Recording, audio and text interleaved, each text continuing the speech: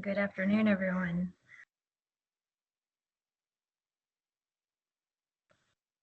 Hi, good afternoon. It's really great to see everyone and congratulations. We've made it to the last full board meeting of the year.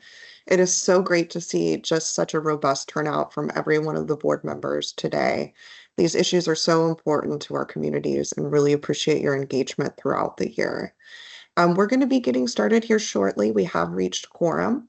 So I would ask that all board members please come on camera. If you're unable to come on camera, go ahead and unmute yourself and share just shortly why you are unable to do so. But it is great to see everyone. And again, just a reminder for members of the public, we are going to have have an opportunity for public comment. But if you're not speaking, please remain muted during the meeting. But just know we will have an opportunity for public comment. And with that, I'm going to go ahead and turn it over to the co-chairs of the RIPA board to get us started.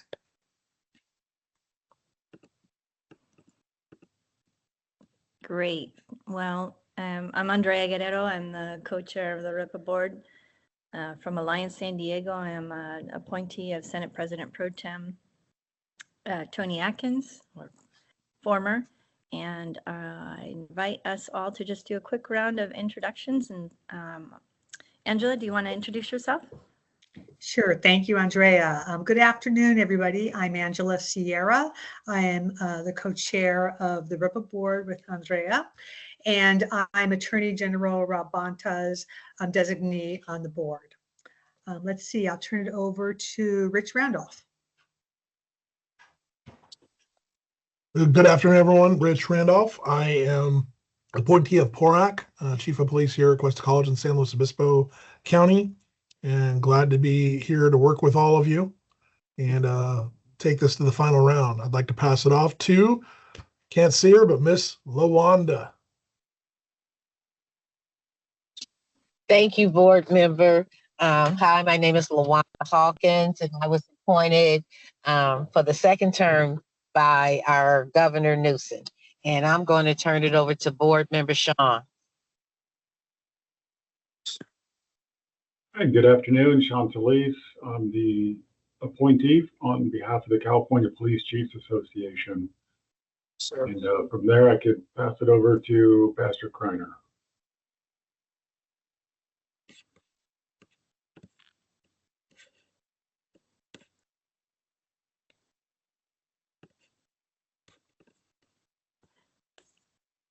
Pastor Kreiner, are you available?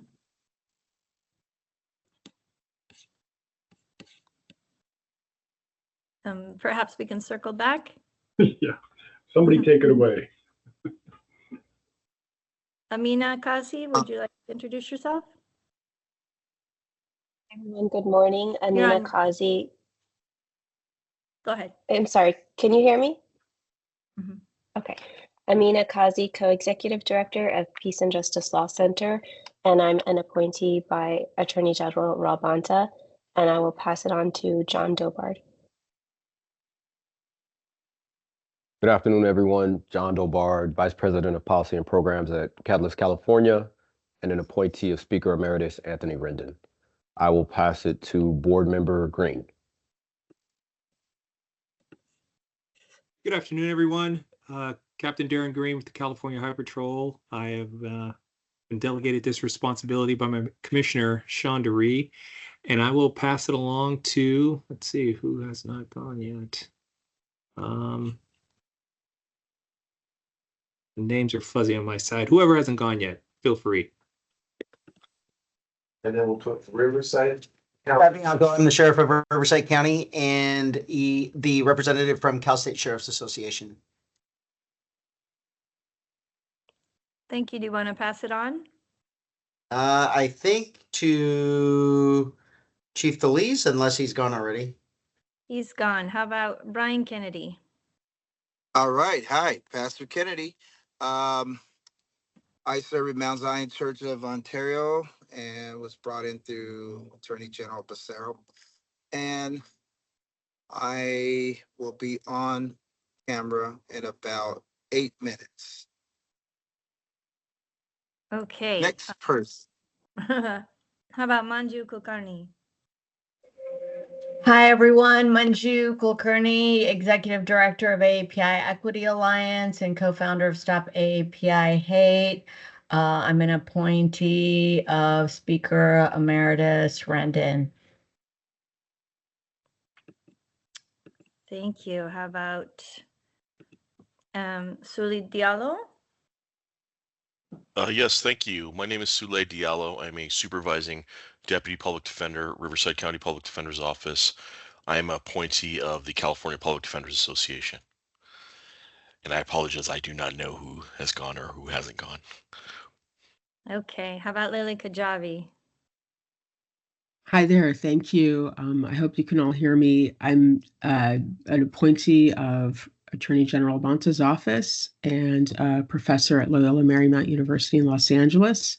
And I apologize, I'm not 100% today, and I'm able to join via a very old machine, which isn't supporting video correctly. So I won't be on video today, but I'm present to hear discussion and participate as I'm able to. And I will try to post in the chat to let you know if I have a comment or discussion, but I will be listening intently even if you can't see me. So great to see everyone today. Excuse me. Thank you. Thank you. Let's see. Chauncey Smith?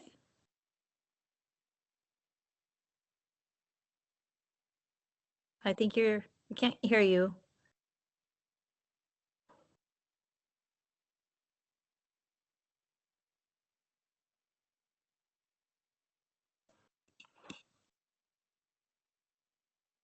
We can't hear you. Now we can hear you.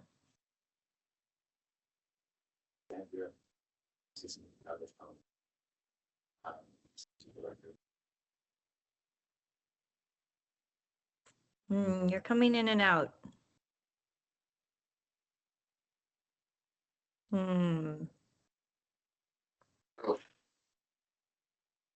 Okay. All right. Let's see. Have we missed anyone else? There's some, excuse me, some phone numbers that I don't recognize.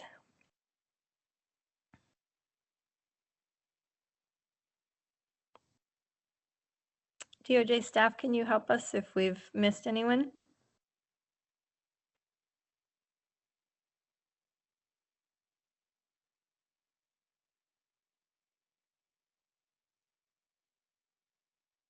Do we have everyone, DOJ staff? Yes, you have called everyone who signed on to the meeting. There are a couple of board members who will be signing on late. Okay, thanks. Thank you so much. All right. So I had an opportunity to confer with my co-chair, Angela Sierra, and I'll take the first half of the meeting to facilitate that, and she'll take the latter part of the meeting.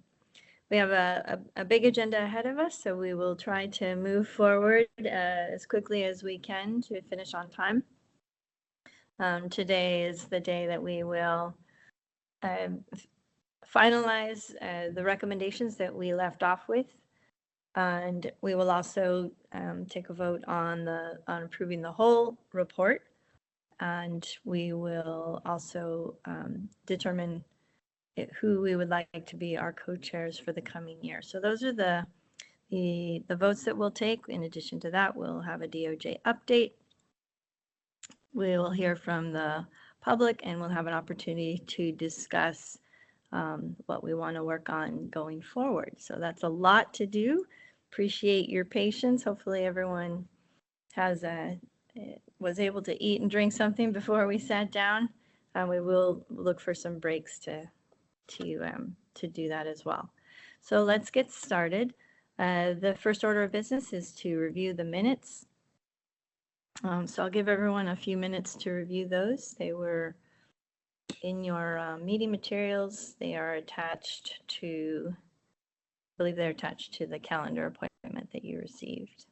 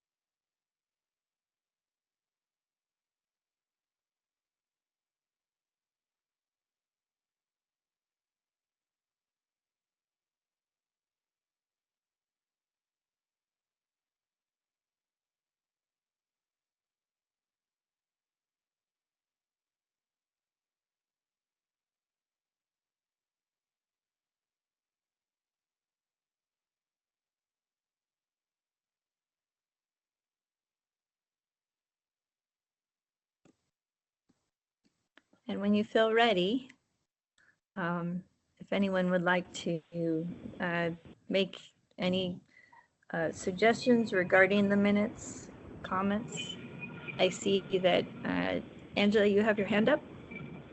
Yes, I was just going to make a motion to approve the October 16th, 2024 board meeting minutes. Okay, I would wondering if you would accept a friendly amendment to that. There's a lot of noise on the call. I don't know if people could mute while they're not talking. That would be great. And the friendly amendment that I would offer is to restate the motions that were made starting on page 13. The minutes read, the first motion, the second motion were moved and approved, but it doesn't state what the motion was. And because we had an issue with the numbering getting adjusted, I think it would be great if we could restate what those motions are. They are stated further above in the minutes, but without having to refer back. Anyways, that would be my suggestion for a friendly amendment to your motion, Angela, is to have the minutes reflect the actual language of the motion. So it's all clear. Great, I will second that amendment. Or you'll, okay, accept that friendly amendment. Okay, so we have a friendly amendment. The motion on the floor is to accept the minutes with that amendment. Do we have a second? Lily? May I add, I don't know if this would be a separate friendly amendment, but just the Stop Data Committee summary, it says at some point recommendations were made, and I just wanted to reinsert into the record what some of those recommendations were so that these minutes are, if they're the useful look back for next year's committee. So I've put in a proposed sentence. I don't want to muddy these two, though. I support the first amendment proposal that was made, and I wanted to add this as a friendly amendment to the minutes. But I don't know procedurally if these are separate, or if we could just collect friendly amendments now. And yeah, I think yes. We don't have a motion on the amendment, and so if there are any additional things that need to be clarified or corrected, please bring those forward. So I've put, maybe I'll just add, so I put into the chat just a sentence that summarizes the recommendations that came out in the subcommittee discussion. And so I'll just read it out if folks can't access the chat. But it would just say recommendations were made for future reports, including a look at how consent search practices have changed or not at specific agencies that have discussed making change. Also to focus on areas for which the board has made past recommendations or current ones. So this was a suggestion that come out of various discussions, possibly the table summarizing relevant legislation and when the legislation took effect, and to consider data around duration of stop. The minutes already reflect some of the other discussions that was made around conveying information to the public, de-escalation, and other use of tactics. But this sentence would replace just saying recommendations were made for future reports. And then the committee next year, I think, will decide whether it wants to take up all of these or not, but just so that they're somewhere in the record. Okay, Angela, it's you made a motion, so I think we have to figure out whether you would like to incorporate that into your motion. Yes, I would like to second that second amendment to the motion. So the motion would be to approve the October 16th full board meetings, including the modifications made by amendment from co-chair Andrea Guerrero and board member Lila Kajabi.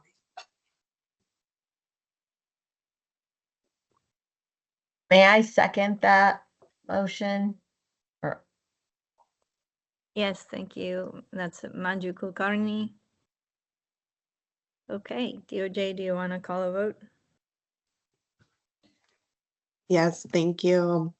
I'm going to be going down the list in alphabetical order just based on board members' names. Armeline.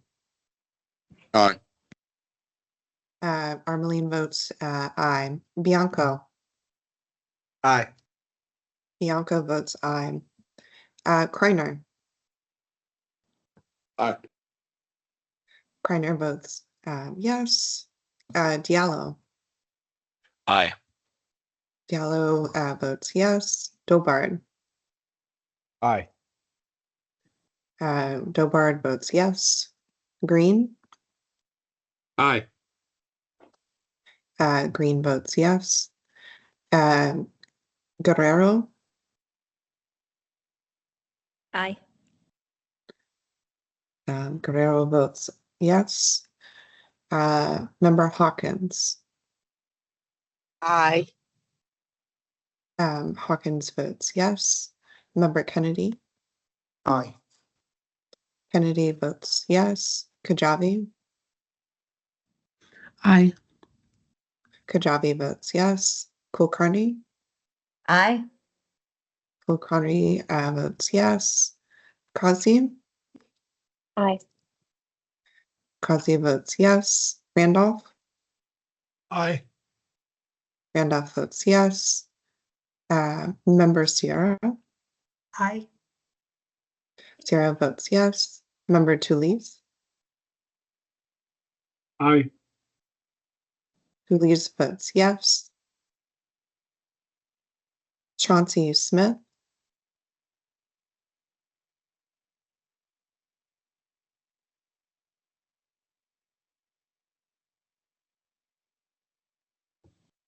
Member Chauncey Smith.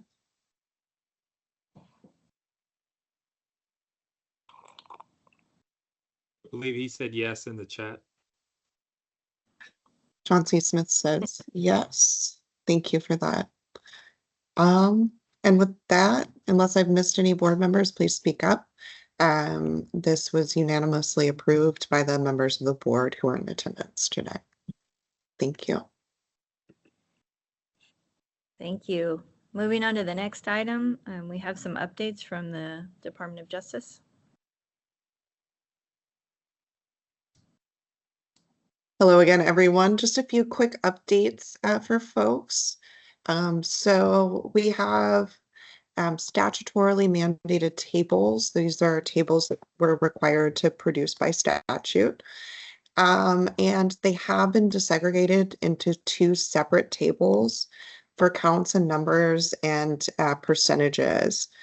This change was made to help researchers and other members of the public who would like to use the data and make it more accessible.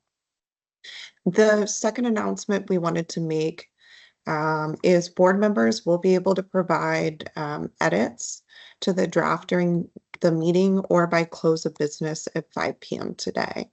And those edits are going to be more technical, typo, things like that. But we are really looking forward to the discussion today and folks' continued engagement. Anyone else from the DOJ? Are there any additional updates we'd like to share?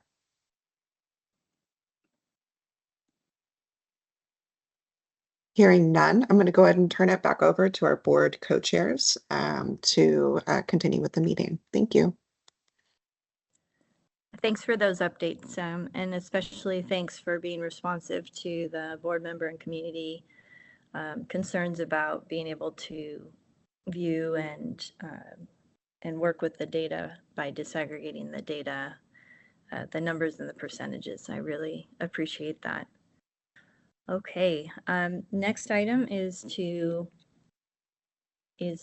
continue where we left off with a board discussion of the 2025 report.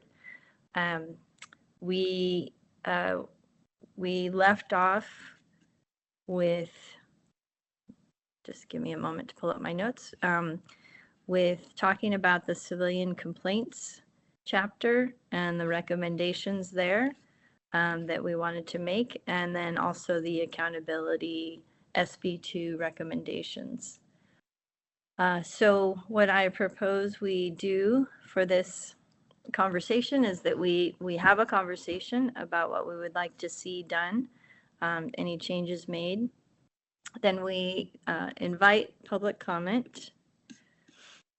And then depending on where we're at, we may need to take a quick break, but then we come back and we take up motions on those two sections. And then we move into a motion on the final report. As part of our discussion right now, if there's any other changes or suggestions that you want to make, we can bring those forward now. So if that sounds okay with folks, maybe we'll just start before we get into the specifics. We've had some time to continue to read the report. Is there any suggestions, generally speaking, before we get into the civilian complaints and the accountability SB2 sections?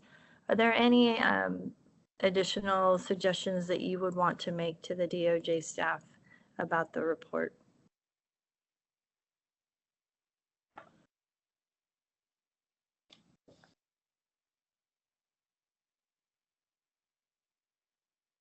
Okay. Hearing none, we can press on, but just remember you are always welcome to email the board, the DOJ staff with any recommendations, especially if you have any wordsmithing recommendations or recommendations for clarity, you're welcome to email the board. The DOJ staff. All right, so let's turn to the RIPA board recommendations on civilian complaints. And DOJ staff, I'm not sure if you're able to pull those up on the screen so we can see. That would help. Great. Okay, so we had left off talking about youth policy recommendations. And is it possible to scroll down? Okay, and these were also in your board materials, so if it's easier for you to look on your screen, that was in an email, I believe, that was sent. Then we can see there were 5 recommendations that were made. You can read those on the screen, 1 through 5. We had some discussion about whether or not to just simply ask age instead of asking categories, or and then disaggregate on the back end. That had been some discussion. These are the original recommendations as we last saw them. And so I want to invite a discussion. We've had some time to reflect whether we think that there are any changes or modifications that we would like to see, whether we generally think these are good, or if there are any concerns with them. And we'll just have that discussion, and we will hold the vote until after public comment.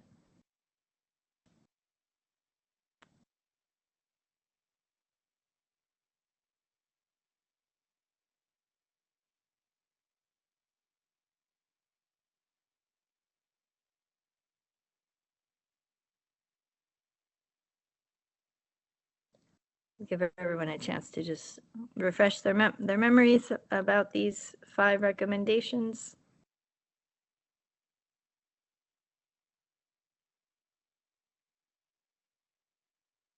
And certainly if anyone from the Civilian Complaints Committee wants to say anything more about the recommendations, these are what the committee forwarded to us.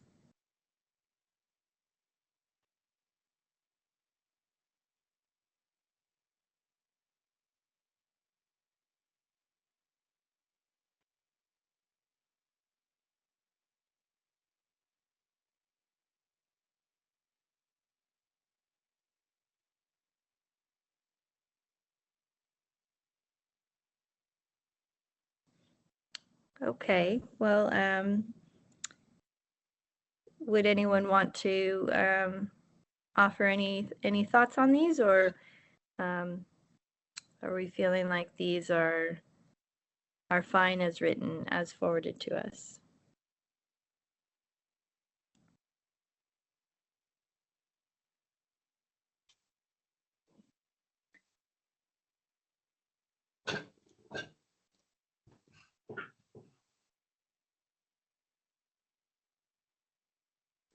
Okay, well, if there's no further feedback, we did have a lot. We have hands. We do have hands raised. Oh, sorry.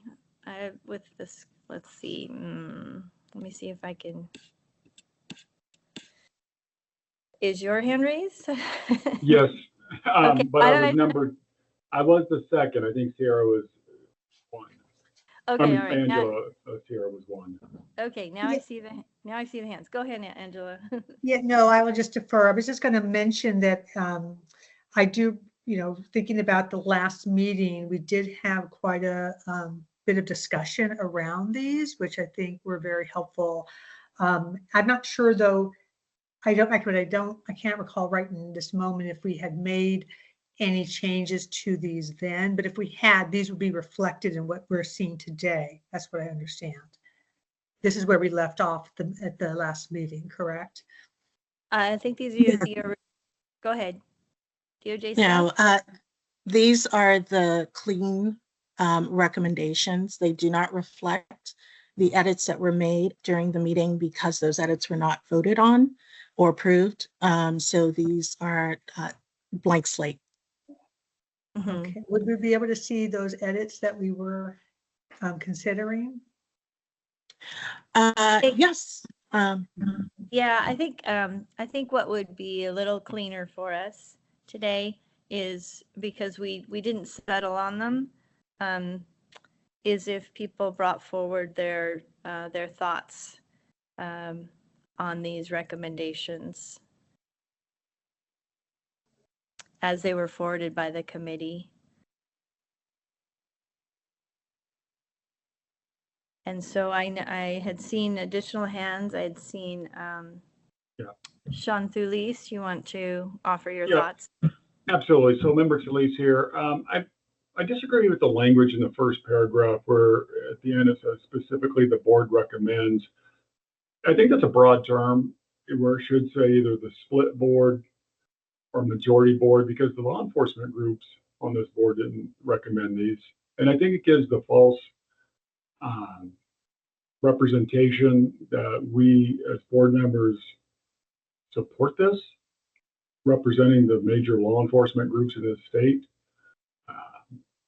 In fact, we disagreed with 1 through 5. And so I don't know if that language can be changed where it says specifically the board recommends, and change it to split board or majority. But it's, to me, it misrepresents my association and where we stand on these recommendations.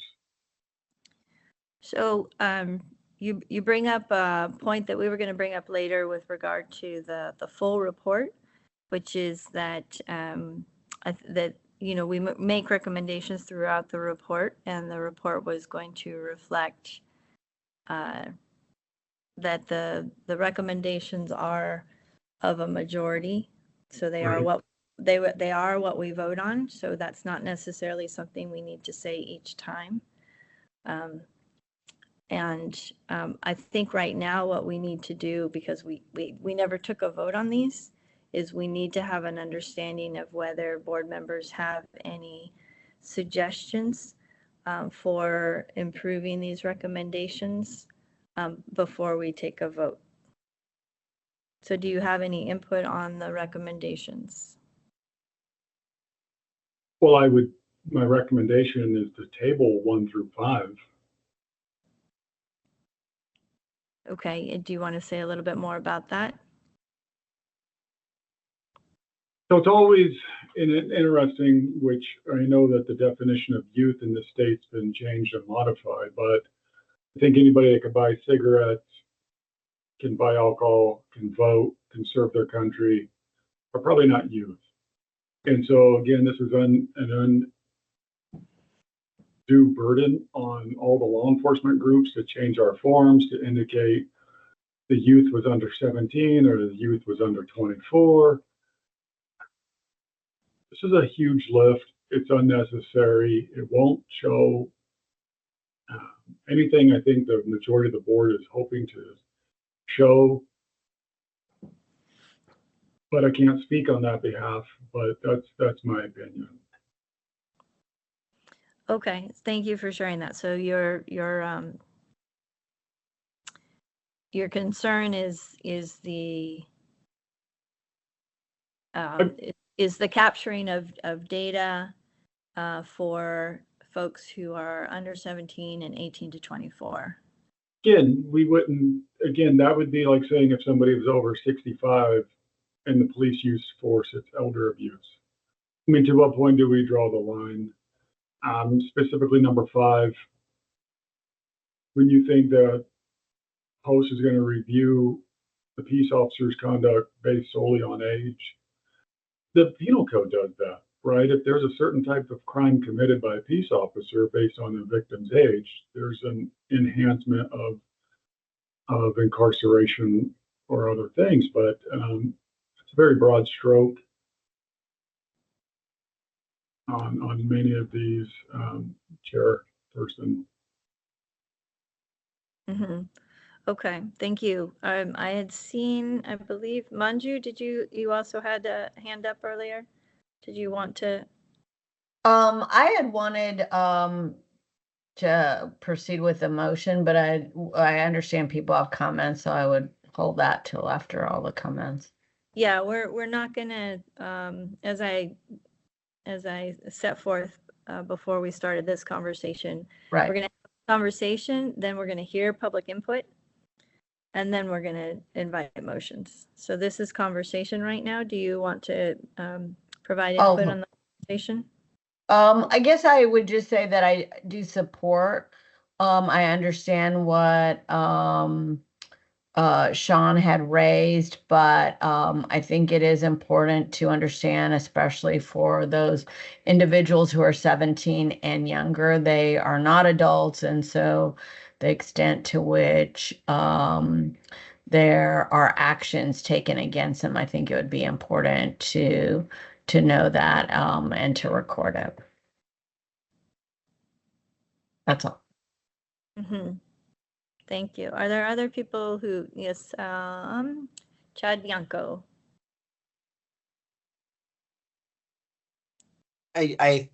Mine said I was second, so I apologize for whoever was number 1. I couldn't see on my screen.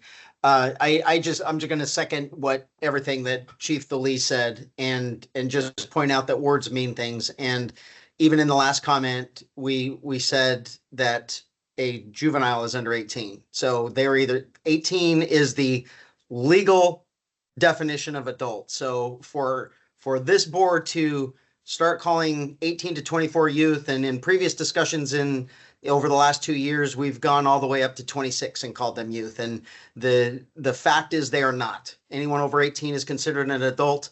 Under 18, 17 and under is a juvenile. And for us to start making differences and everything else, I almost think this is beyond what we are even supposed to be doing with this RIPA board, and we're getting into things that are far outside the scope. But I'm just re-emphasizing what Chief DeLee's said. Okay, thank you for your input. Just to remind everyone that as part of our mandate, we are charged with looking at civilian complaints, and so these recommendations are about recording and reporting information about Californians who are under 17 and under, and 18 to 24 years old. Appreciate the perspectives that law enforcement leaders are bringing in. Rich Randolph.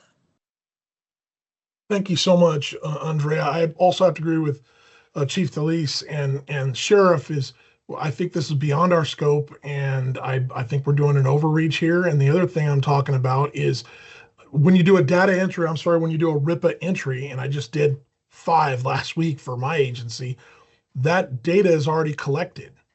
So why do we have to reinforce the fact and put more task and modifications on all 535 whatever law enforcement agencies in the state when that data is already collected by DOJ. And also the last thing is making contact with different law enforcement agencies. We want them to be accepting and welcoming of RIPA, and we're trying to work on that. This is just more of forcing that attitude down. That was all. Okay, thank you. Just to clarify, this is about the civilian complaint system. This isn't about the stop data collection, so this is a little bit different. But I hear your point that this is seen as a burden on law enforcement. Is that fair to say about your? No, I wouldn't say it's a burden. A burden is one thing. It's just also about just basically how we want to shine to the legislation. And talking to legislators that I've talked to in the last month since our last meeting is, yes, there's a lot of we've had some very good discussions, but there has been discussions that there has been sometimes we do step into arenas which is stepping outside the scope, as the sheriff said. That was all. Thank you. Okay.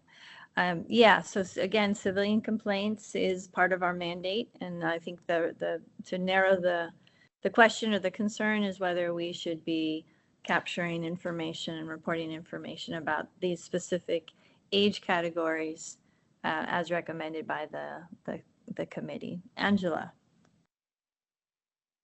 Yes, I just have a technical proposed amendment to number 1, where we are saying in the middle of the beginning of the sentence, to report the number of civilian complaints reported by youth. I would suggest that we say reported by or on behalf of youth. Okay. Yeah.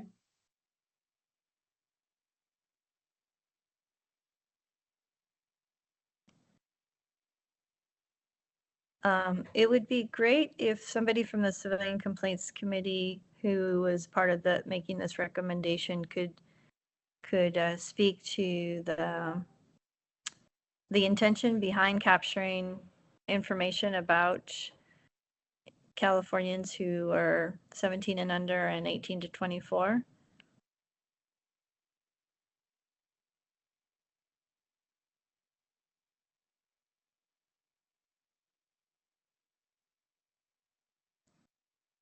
Yes, Member Guerrero.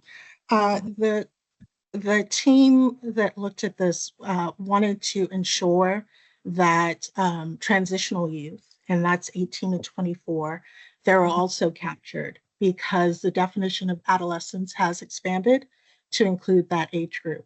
And the idea behind the entire recommendation, and this is based on the discussions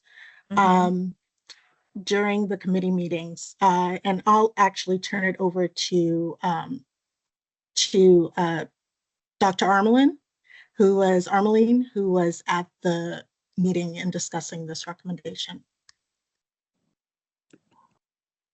Great. Board Member Armelin. Actually, I wasn't part of that particular discussion, but I just wanted to. I mean, I'm on the committee, but I was not able to make that particular meeting, so I was traveling. But I just had a couple of thoughts on clarifications here, and I have a similar question around the suggestions. So it seems to me that and again, these are just sort of points of clarification, just raw data stuff. It seems to me to take some of the law enforcement committee members' points that even if we were to collect data from 17 and under and 18 to 24 or 25, that you would still want to be clear that the transitional age folks are adults. Like, these are young adults. Like, we do have to have some level of sort of precision here, right? And I take the law enforcement officer's points, and I would actually agree just on clarity of data. I do realize that in terms of childhood and adolescent development, we recognize that adolescence lasts longer, but I don't know that that's a strong enough argument to start labeling 23-year-olds as youth. However, at the same time, there's another reason to be looking at these young adults in our data, and the reason is because, and I say this as someone that's been involved in foster care and foster youth, and have been a foster parent myself. This is also the quote unquote transitional age period where in California, those young people who are in system involved are still actually system involved to some extent and are offered that transitional age support from the state. And so I could see, the value in seeing to what extent those young adults and folks are caught up in the system. But I guess I'm just making the point that even if you wanted to collect both sets of data, I think we should still be precise about which is which and why. But I don't know that this really helps the conversation. I just thought that would be important clarification. I would like to hear more about the argument for adding that date. I'm just curious.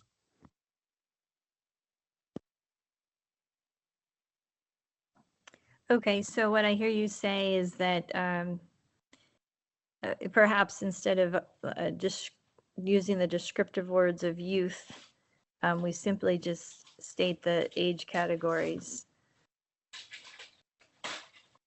Under Yeah, and I guess 17 and 18 to 24, because yeah, and it's just I'm really just saying from a research perspective, just having an idea of why, from start to finish, what is the point of collecting the specific data for any specific category? And like I said, I can see a reason for doing so. I don't know that is entirely the reason that we're doing this. But again, I just think no matter what, we should use precision in our language so that it isn't confusing, right? Because, I understand the extension of adolescent development, I fully get that. But, to law enforcement's point, that this also could be confusing to people who are reading the data. And we don't want that, right? So I think we should be really clear about who is this young adult population and why are we asking for it? And, in that case, I think it's fine, but I want to take some of these points in terms of precision. Mm-hmm. Anyone else want to add to the conversation? Let's see. I see. Amina. Do you want to add?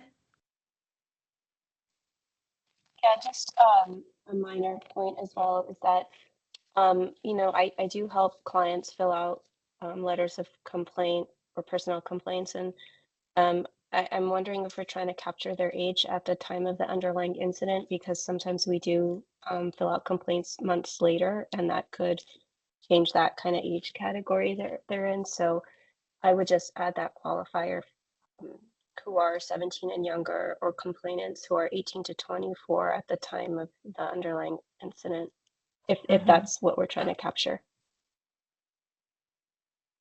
Angela, did you want to add something back? I see your hand. Yes, just simply along these lines. I think, all these are really good points. And so looking at the actual wording on the first recommendation, we maybe then the proposal then is taking out the word youth for 18 to 24 and either complainants or individuals, because then it can't be, we don't want to be suggesting we are trying to then change age categories for other purposes.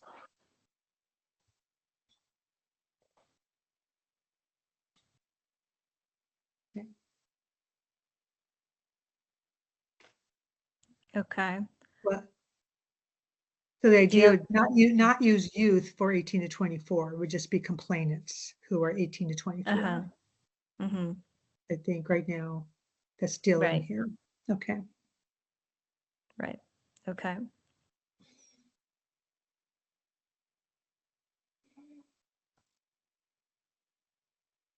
Okay. Any, Bill, I see, Armeline, I see a hand. I don't know if that's the old hand or a new hand. Old hand, sorry. Old hand, no problem.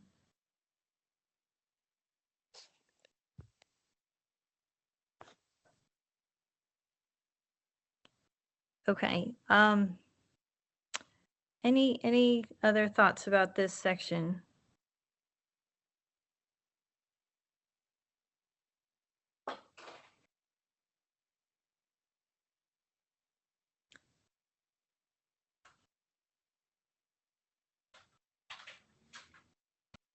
I guess I would just add my own thoughts. You know, Angela and I had a chance to meet with the post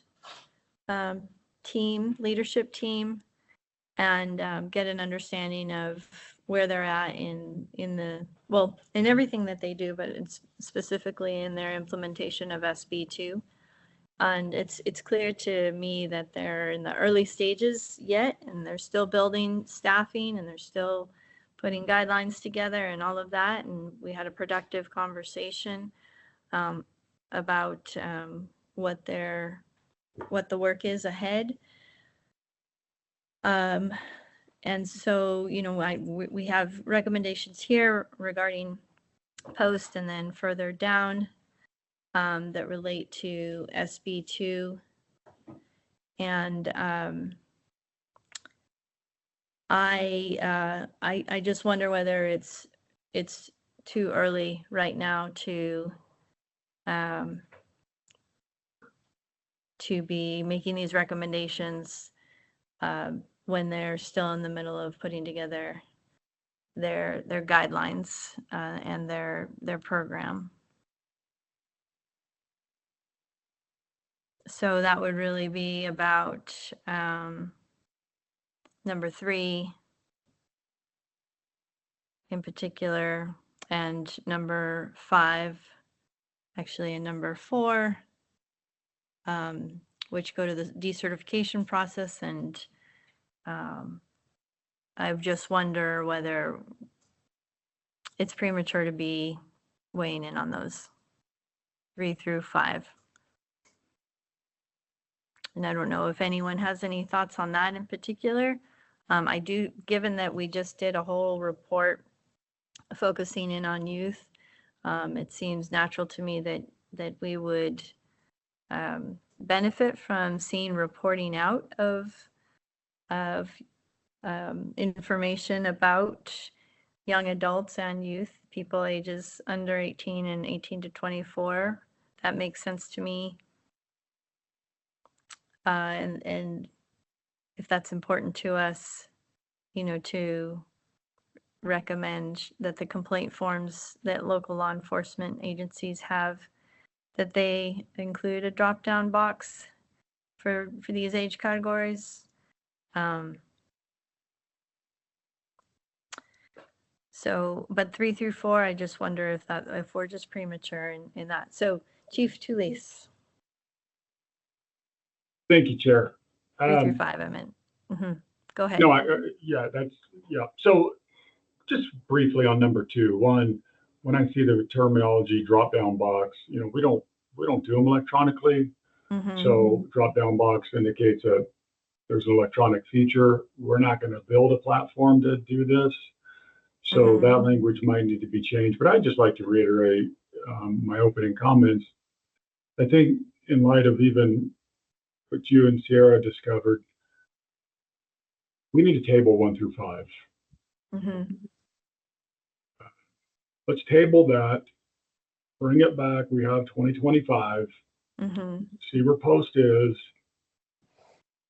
and discuss it again. And then, well, I'll just digress from that point. That's No, I haven't made the motion. I haven't made the motion because you're still taking comments, but when you're ready, I'll come back on.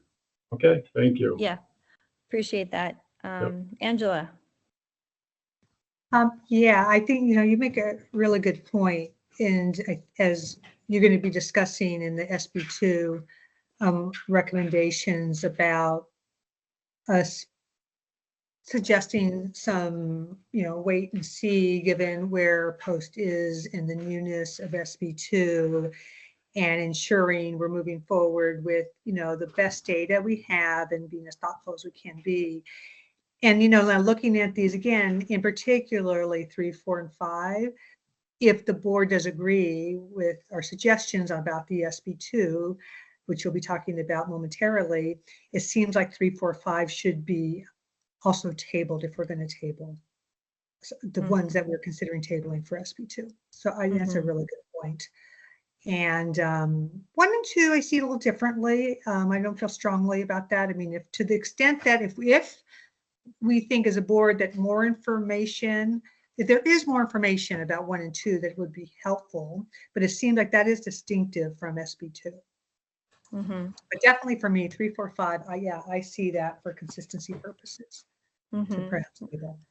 Brian Kennedy? All right. Yeah, good afternoon. Yeah, I'm wondering if our law enforcement community online are open to 1 and 2. 3, 4, and 5, if you're angry at an officer, I see it in restaurants all the time. Someone mixes up an order and the person is so angry, it's ridiculous. They want to get the person fired. And that's our environment today. Let's just fire them. And so we could remove that, because I agree that's probably not the complainant's position to fire them or determine if they should be fired or decertified at that point. But 1 and 2 has value, understanding if there is some pattern of younger people having problematic run-ins with officers. That might be something we want to look at as citizens are complaining. And our younger people should be clearly identified and protected as much as possible. So I'm wondering if you all are okay with leaving in 1 and 2, because that doesn't hurt anyone to know if a complainant is the age of a complaint, especially identifying younger people. But 3, 4, and 5 can be a little probably not where a complainant should be at that point. Thank you. Brian Kennedy, Sean Tulise. Yes, ma'am. So on number 1, I'm looking at this, or let's look at number 2. So we have to take citizen complaints anonymously. Now, if there appear to be a certain age, is this going to create a mandate that I have to identify them now? Will there be civil sanctions if we don't capture their age because they wanted to remain anonymous? That's probably more for the DOJ staff, but there is legislation already that an anonymous complainant can remain anonymous. So I'm not in support of 1 and 2 the way that they're written. And I think the DOJ staff is going to have to weigh in and help us unravel this a bit because of the anonymous feature of complaints. Mm-hmm. And third-party complaints. Correct. Yeah. So I can appreciate the intention behind this and wanting to understand this information. And I think I think we could benefit from more thought about this. Not thought right now today with the clock ticking, but just not sure that how these things are written is getting at what would be beneficial to our ability to analyze and address civilian complaints. But I welcome DOJ staff if you want to help us understand whether this is, an effective directive to be reporting and capturing information and complaints about age.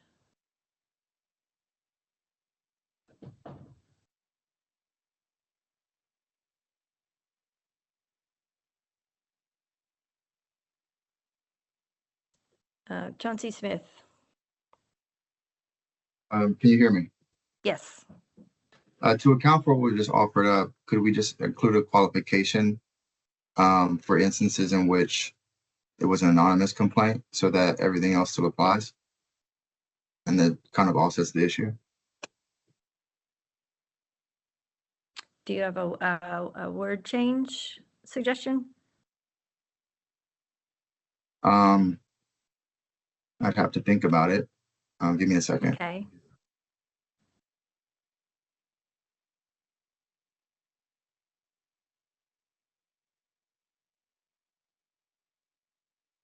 I mean, if the board members were interested in keeping one, then it could be, you could just insert the word known, if known. Reported by or on behalf of complainants, to report the number of civilian complaints reported by or on behalf of complainants, disaggregated by complainants who are 17 younger and complainants who are 18 to 24, if known, and at the time of the underlying incident.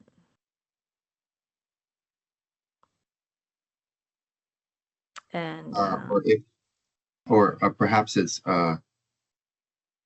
if known at the time the complaint is submitted. Mm-hmm. I think that would, yeah.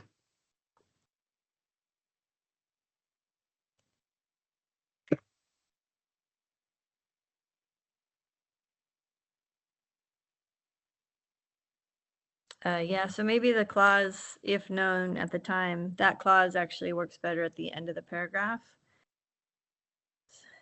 So this reporting requirement would include complaints filed anonymously or by a third party on behalf of someone 24 years or younger, if age is known.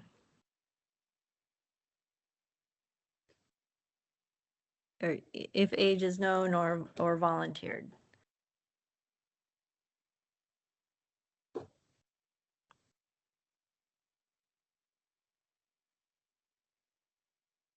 I mean, you know, this is not an ideal situation. Like, if what we're wanting to do is capture data, given the way complaints do come in, I do share Chief DeLee's concern that this is creating a mandate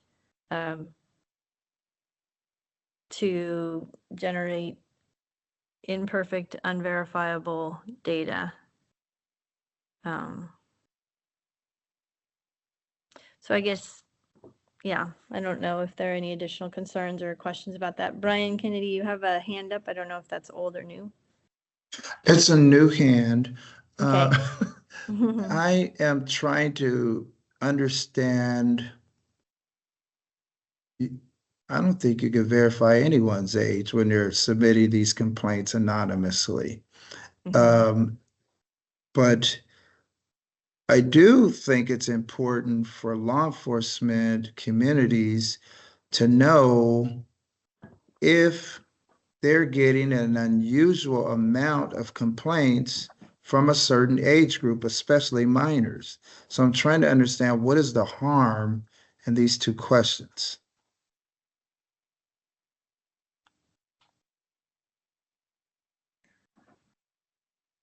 Angela, you have your hand up? Yes, I was thinking about Rich Randolph's point about this information is already collected. I don't know if that we should talk about that a little more, or is it collected for certain ages but not other ages? I'm just realizing that, you know, there some of this information we do have. It's just that we don't have, I guess, the universe of information that, based on this report, which we have focused on youth, that our subcommittee feels would be helpful. I don't know if Rich, if you could just remind me what you had mentioned about what's already collected. And we should focus on what's collected in the complaint form as opposed to RIPA data, because somebody could file a complaint that was not part of the RIPA data, the stop data. Yeah. So if Rich, were you referring to RIPA, the RIPA reporting? Yes, I was referring to RIPA data. Okay. That's what I thought we were going to stay on. So yes. Okay. Got it. Okay. Yeah, so if law enforcement or DOJ could help us understand the current complaint forms, do they ask about age? No, they don't. The relevant code provision is Penal Code 13012, and it lists out the information that must be reported to the DOJ for complaints, and it's the number of complaints received, complaints alleging criminal conduct, either felony or misdemeanor, and complaints alleging racial or identity profiling. So those are that's the information that's collected in the complaints. Age is not collected, and the value of collecting the data is, as Pastor Kennedy said, is monitoring or collecting information to track what the interactions are, the quality of the interactions between law enforcement and youth. And that's in the report itself, that there's limited data to track the actual quality of those relationships and or interactions, and that this would allow additional data to be able to make more precise policy-making decisions. Yeah, I guess just a reflection, like that what you just listed off there, none of those are actually capturing demographic data. They're just asking for reports out on allegations based on racial identity profiling, right? And so it's inserting a demographic capture into a reporting system that is set up as type of reporting. So I guess I just repeat my concern that I think this might be worth thinking more about. And we have other concerns, right, about the complaints system that we've previously addressed. And yes, so those are my thoughts. Sean. Well, I think to answer Mr. Kennedy's question, it raised a question when we just got the explanation from DOJ, which is they want to make certain policy recommendations based on this data. That's what we want to know in law enforcement, is we know internally that we investigate all citizen complaints because it's the law. And then we come with findings and we have to respond to those. We have to respond to the complaint in writing. So what we don't have a problem collecting our data. What our concern is when we just turn over aggregate data to the Department of Justice, who wants to make policy. What policy do you want to make based on aggregate data that is anonymous? And so those are our concerns. Is tell us what you want to do with it. Tell us what the goal looks like. Tell us what success looks like, and let's work together to see if we can get there. But just collecting aggregate data.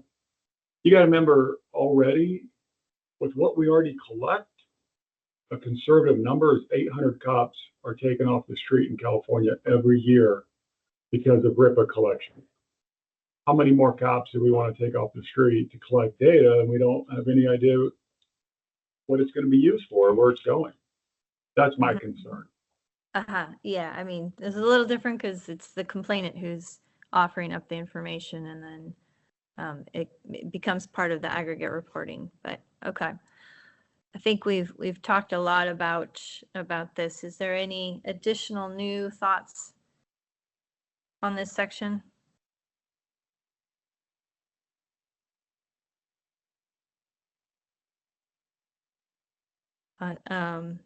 So just to summarize what's been shared, 3, 4, and 5.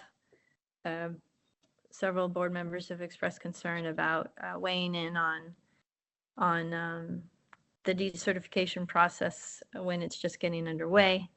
And with regard to 1 and 2, some board members have expressed an interest in having this age-based information captured and then reported.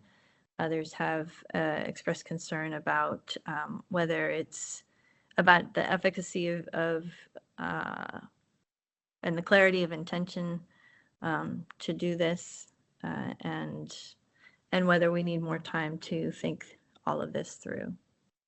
So that's where we're at on these on the conversation. Amina?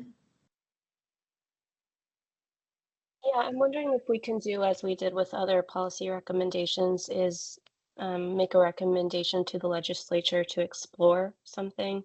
Mhm. And so if we largely leave this as is and just change it to, we recommend the legislator explore amending Penal Code 13012. We could possibly take some of our added language out and just saying that this is, we're flagging this as a concern, and we haven't resolved how to do this. Mhm. But we think that this merits additional discussion by the legislator and perhaps some involved discussions or exploratory committees. Mhm. Thank you. Angela? Yeah, I like that a lot. And I think also, you know, we less worry about unintended consequences if we do that. That right now we might not be really prepared to fully address right now. And I think if we do the exploration approach with number one, then probably we don't need number two. It'd be more, let's first see what the legislature does, and, you know, weighing more the pros and cons of this. And then, you know, agencies themselves then can follow what develops from that legislation, if any. Mhm. Any other thoughts about that?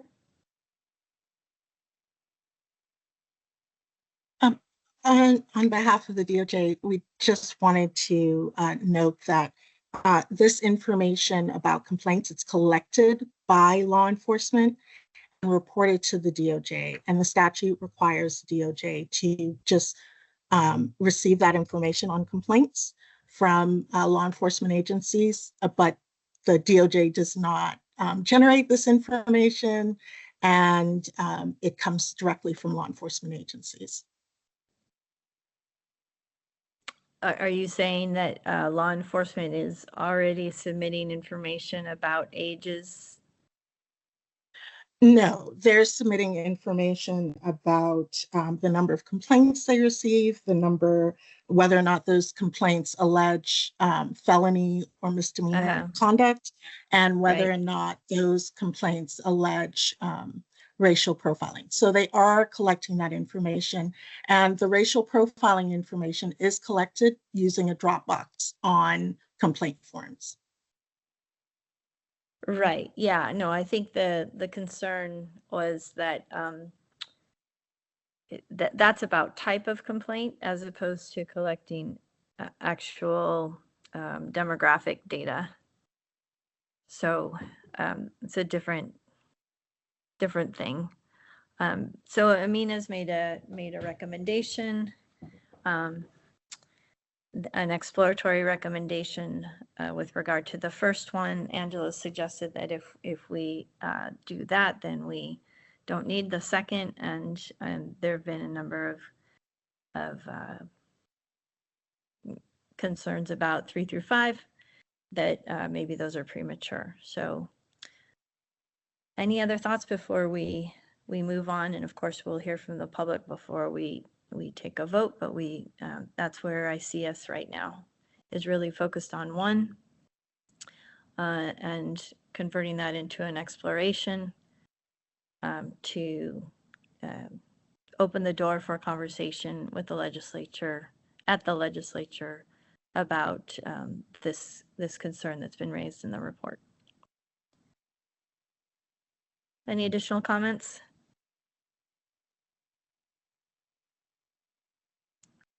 Okay, in the interest of time, let's press forward. And if DOJ could scroll, there's right there, yeah. So the committee had forwarded renewed recommendations regarding the definition of complaints and deterrent language. As with other renewed recommendations in the report, I suggest that we don't include these and we don't take a vote on these renewed recommendations.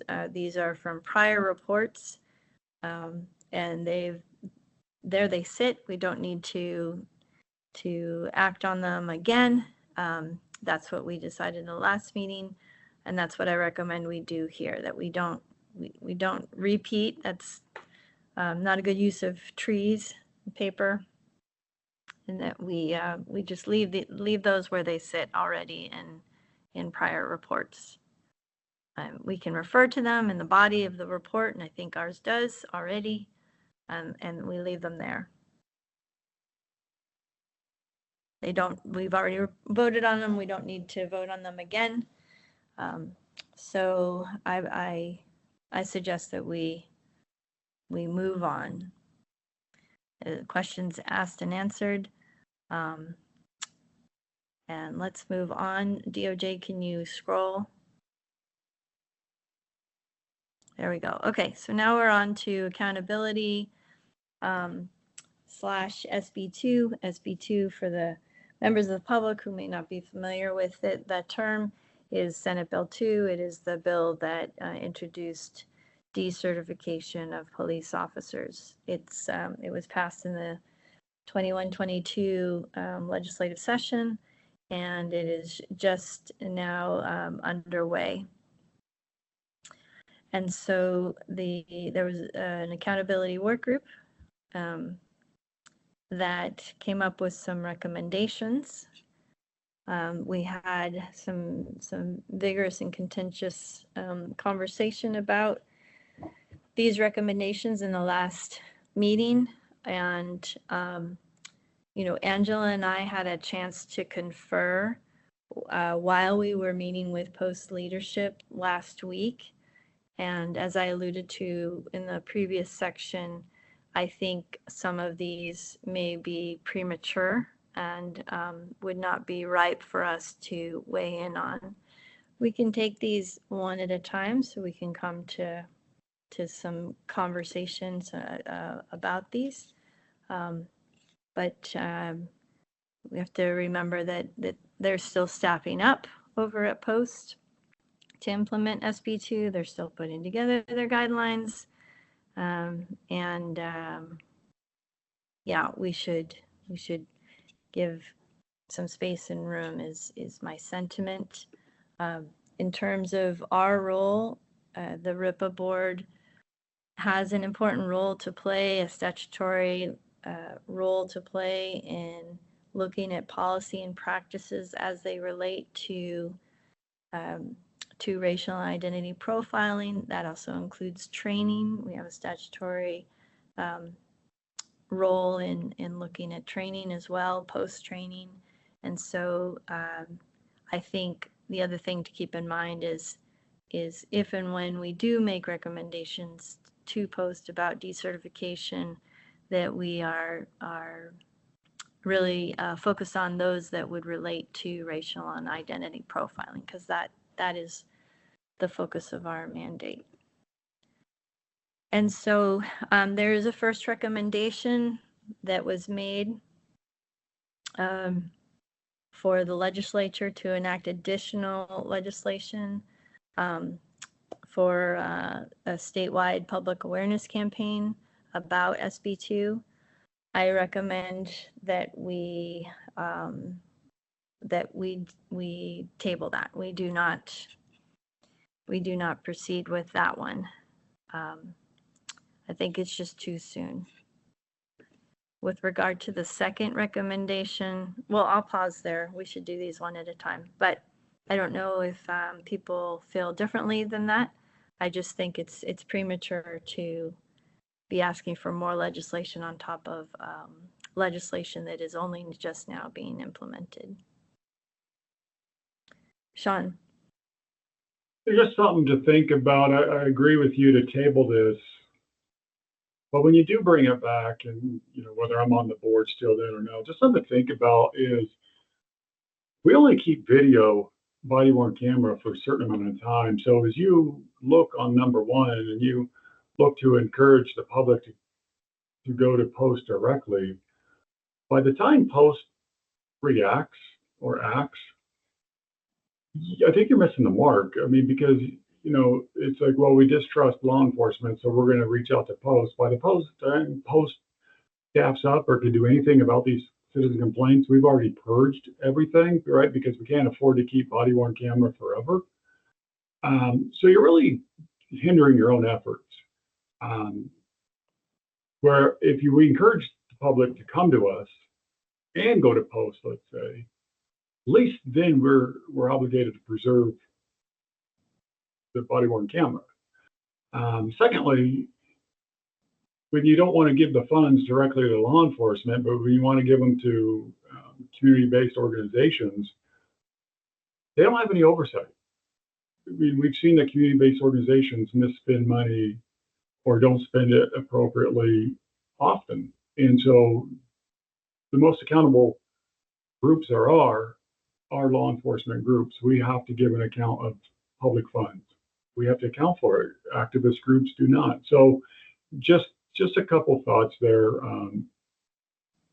Put it in your tickler file or whatever, but when you bring that back, something to consider. Thank you. Any additional comments or thoughts about this recommendation? I don't agree with what he just said. First of all, I'm the public. I don't know if I should be talking, but overall, No, you have to. I'm sorry. You'll have to wait. We will have an opportunity for okay, public comment. I still don't agree with what he just said. Okay. Yeah, and you'll have an opportunity to raise your concern in the public comment, which is coming shortly. So right now we're just focused on whether this recommendation is something that we want to proceed with at this time. Brian We spent Kennedy. 40 minutes arguing about this point of contention they had from the last meeting, which was Brian Kennedy. some verbiage in the new, like for an update that says that. Okay, thank you. So have we done enough research on how body cams have provided more accountability before we put something like this in place? I've been in the sheriff's office where we have reviewed body cam in various cases, especially in cases with police misconduct or police officers having to fire a weapon. And we've been able to stand with our sheriff behind his decisions to hold an officer accountable, fire an officer, or say it was a good shooting. So perhaps we should look for more of the studies, research on how body cams and the information that come from body cams provide more accountability for both sides, the community and for law enforcement.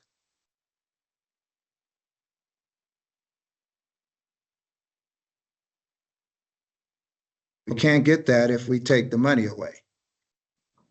Okay, my apologies. I lost connection. I'm back. Are you referring to the first recommendation?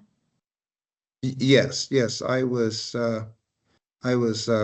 just continuing what Sean said and just giving Okay. a little more insight based on my experience with the sheriff and body cam accountability. Yeah, okay, so this specific recommendation is about funding a statewide public awareness campaign. Mr. Kennedy, are you suggesting amending or tabling or supporting as is? No, I agree with tabling it so we could get more information before we structure something like this. Let's get more information. Do we have more research on the accountability that body cams provide right now before we, I agree with public awareness for SB2. I think more people need to know about it. Maybe that's a separate recommendation, but That is the recommendation. Okay, so That is- funds, are we talking about removing funds from law enforcement and? No, this recommendation is recommending to the legislature that they enact legislation to fund a statewide public awareness campaign. My suggestion is that we table this because SB2 is only now just being implemented, and in addition to that, we're facing a statewide budget deficit, and I think this is likely to land flat. So I don't think it's timely to bring this forward right now when Post is in the middle of staffing up to implement SB2. I'm kind of like concerned about why would we send people directly to Post? I've been to Post, and I'm not. So this Yeah. is this recommendation isn't about that. This recommendation is asking the legislature to fund a statewide public awareness campaign. So Okay. yeah, so it's about money. This recommendation is about whether the legislature should drop money on a public awareness campaign. People might have different reasons for not wanting that to happen or wanting that to happen. But given the conversation that Angela and I had with Post, and given the budget deficit and given the newness of SB2 and its implementation, I suggest that we table this recommendation.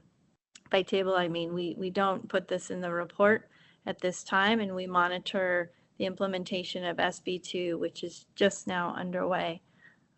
It would be great if to hear from board members who think differently about that at this time.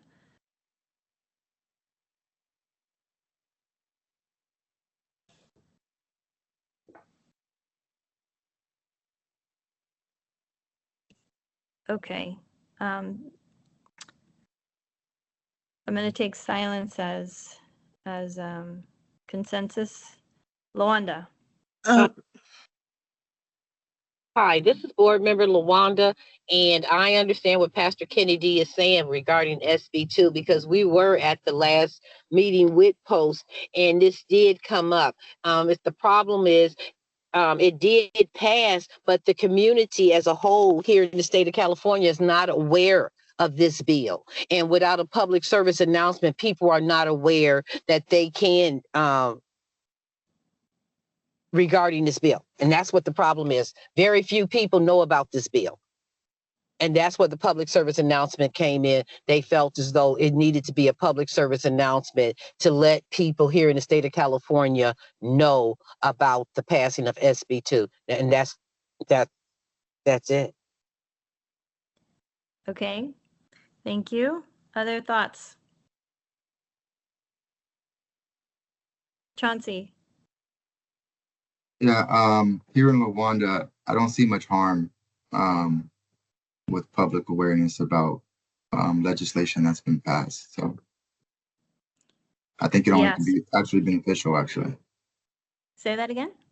I think it could be beneficial, informing the public. Yeah, I think so there are a couple of concerns that have been raised. One that is, it's asking the legislature to legislate and to appropriate money for a public education campaign at a time that we're facing a budget deficit. And then the other concern was how it would be allocated, that it would be allocated to community-based organizations and not law enforcement. That's how the recommendation is written. I think just as a matter of practicality, I don't know that this gets anywhere in the legislature at this time, this year. So that was, the thought that I had about why we should wait a year and see how implementation goes and how people respond. It just felt early and not viable at this time. But appreciate Lawanda's comments, your comments. Amina.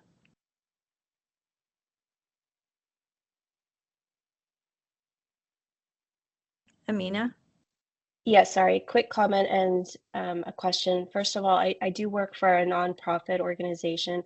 We do report to a board of directors who gives us plenty of oversight, and we do also have state funding, and our reporting requirements and accounting processes with respect to our contract with the state to receive those state funds is very onerous and very thorough, probably more so than you might actually see with law enforcement agencies.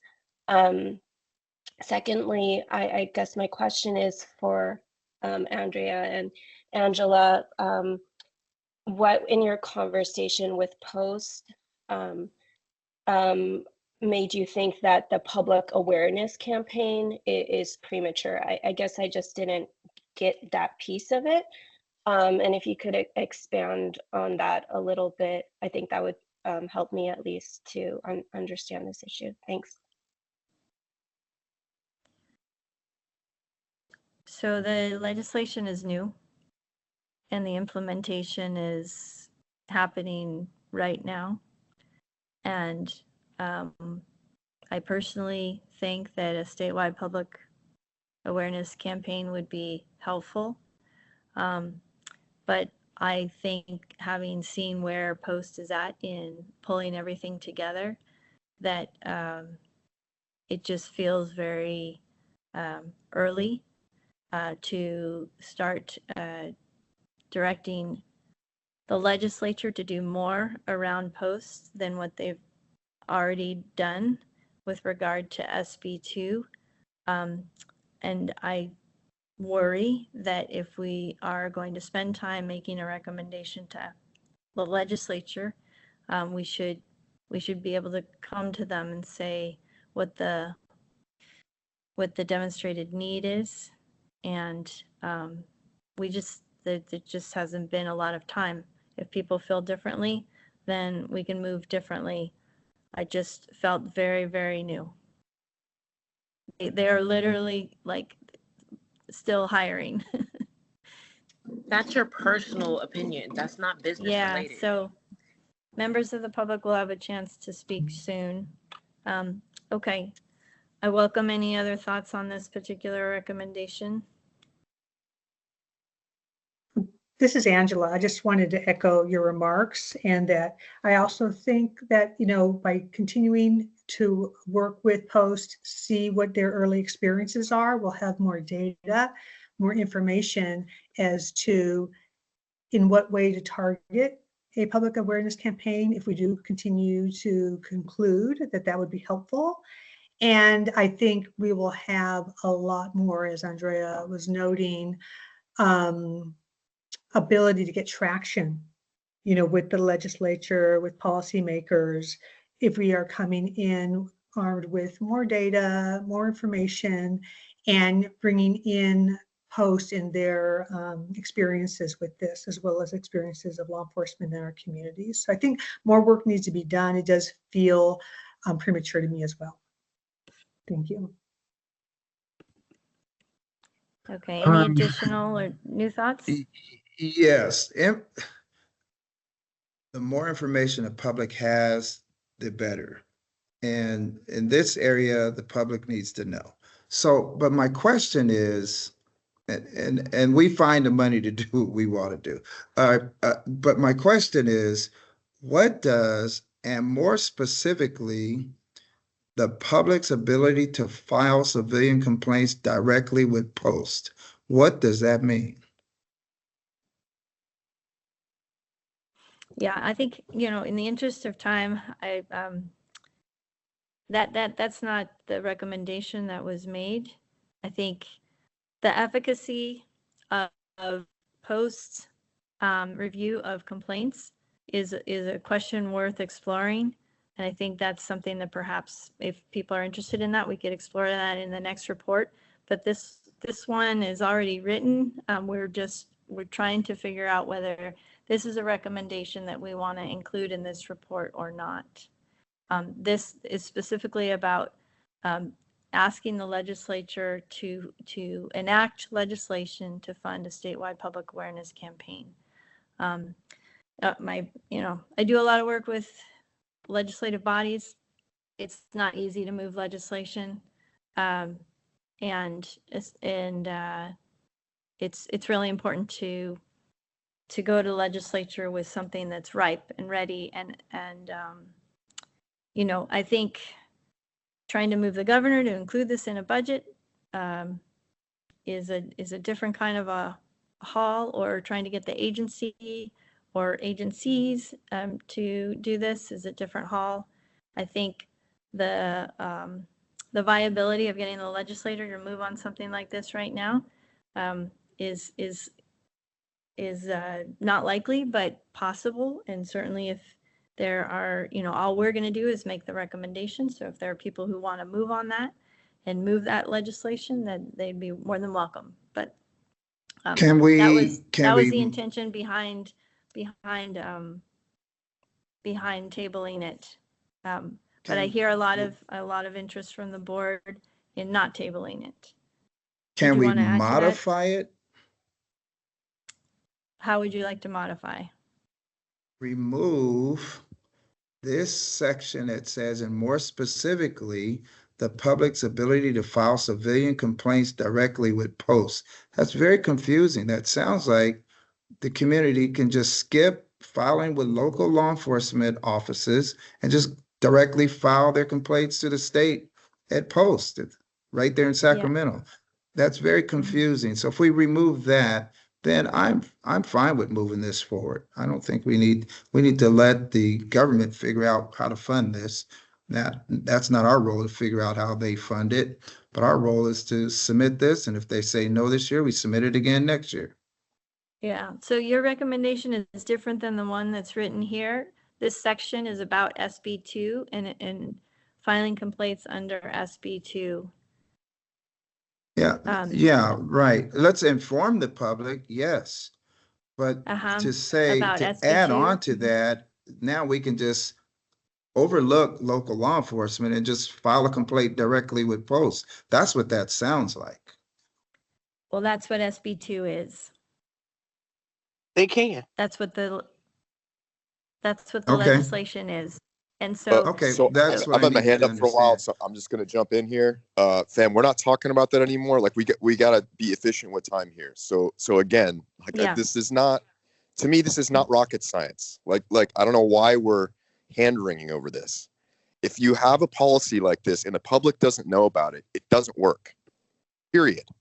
And we can debate whether or not it should be cops doing the public information. It should be community orgs doing the communication. In my view, you do it with the people whose job it is and who's already embedded in the community. Those would be community orgs. However, I also take the point that the chance of getting anything through appropriations right now is next to zero. She's absolutely right about that. So if we want to table this for a year to where we have a better chance of getting the funding to do it, that's one strategic decision.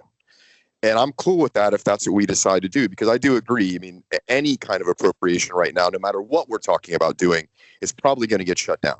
I mean, unless you already know legislators that are willing to go to the mat for it, chances are it's not going to happen. And I don't think that's cool. It's obviously not cool in many ways, but that's the reality. So if we want to table this for now, totally fine. But let's just make sure that this is something we're going to come back to, and we have a plan to come back to it. But like all this hand wringing and like making a huge deal out of this, I think is a little silly. Like this is the way such policies work. And so this is more about like, do we think we can have the chance to get the money right now or not? If we do, cool, put it forward. If we don't, let's wait for a year. But let's please not keep going back and forth to things we're not even talking about right now or whatever else. We got to move on, y'all. That's your Okay. personal opinion, and All I right, don't feel so like we'll be entitled. getting to members of the public soon. I'm Okay, so very let's move assertive on. I with a think strong we've said what we opinion, needed Vlad. to say about this. The second recommendation is, it's, if you could scroll, DOJ staff. Okay, so the second recommendation is it has a couple of parts. Recommend posts work with RIPA to identify how the decertification process can be strengthened. You can read it there. And then it has a second part. The board further recommends that the legislature make findings and amend Penal Code 13510.8 to add any additional categories of serious misconduct that are harmful to the public and incompatible with a peace officer's duty.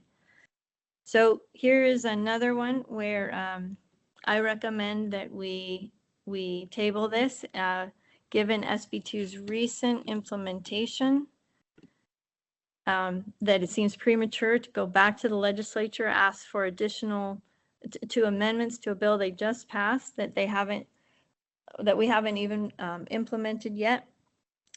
my suggestion would be that we, monitor post-implementation of SB2 and, keep this recommendation in mind for the coming year once implementation has happened and once the board has had an opportunity to engage with post to understand what possible changes or additional legislation would need to be made.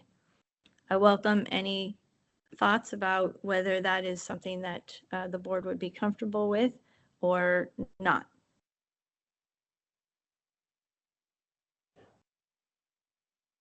Amina. And I apologize if I'm taking you out of order. I'm taking you as I see you. Go ahead. Thank you. And I just wanted to point out, quick research into the passage of SB2. It was signed into law by the governor in September of 2021. And it's saying that it became effective January 1st, 2023. So we're hitting 3 years since its passage and just about 2 years since its implementation. To me, that I hear what you're saying that post is telling you, but just looking at these dates from like a community member's perspective and an advocate's perspective, these are years that are passing now. And I do feel that, if we can do our part to kind of help this implementation be sped along by, empowering the community to do more, to be more aware, by empowering the legislature to have more conversations like this, I think that that's beneficial. And I think I hear what you're relating post to saying, but I also think that there's another narrative that perhaps we're not hearing about why this is taking such a time to become implemented. And I think those conversations have to be held. And I think would see that as our role to kind of push that along. Thank you. Yeah, and just to clarify, it's not that it's not being implemented.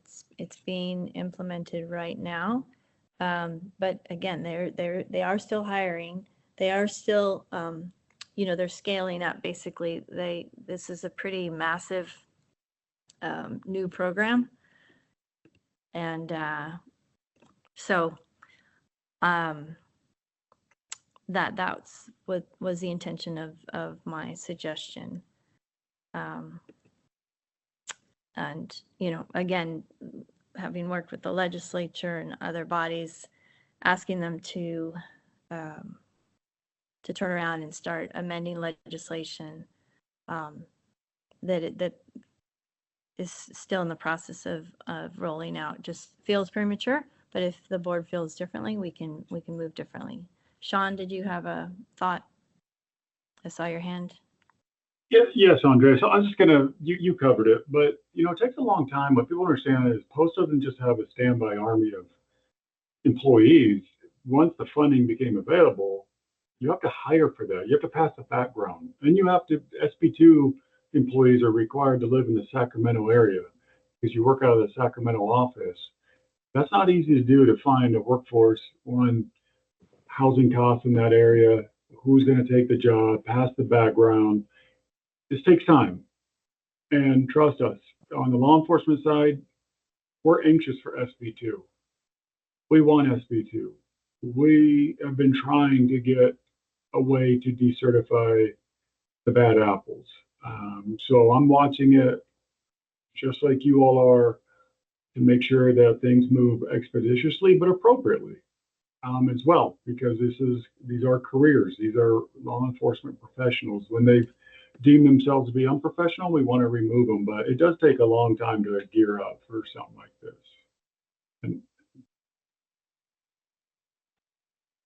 Angela. Yeah, and I just want to note, our report does cover the fact that it is being implemented. Agencies began reporting just in July 2023 for the last 3 years. So, there's a huge upfront process that's going on for all complaints for the last 3 years that just were reported a little over a year ago. But it is being implemented, and I think we do cover it in our report. And I just think, it seems to me, looking at this again, that if we're going to talk about needing to strengthen it, I think we kind of, I think, need a little time, like, why do we feel it needs to be strengthened, in what ways, and in what ways are those related to our mission of eliminating racial identity profiling. So I think, again, this could be a good theme for next year, but I don't feel like we have seen anything. Our report indicates anything that is not being appropriately implemented yet. Thank you. Thank you. Any additional thoughts from board members? Can I ask a quick clarification question? Kind of being a newer member to the board, this accountability, is this a separate subcommittee, accountability / SB2, or is this like an ad hoc group? No, accountability is a topic that we have covered since inception. SB2 is a new element of that. Okay, And and are so- the chairs recommending that we, of this committee, that we, of this subcommittee, that we no longer push this forward? These recommendations? I'll let board members speak for themselves. The co-chairs, Angela and I, think it's premature. We're the co-chairs of the RIPA board, but we're not the co-chairs of this committee. Thank you.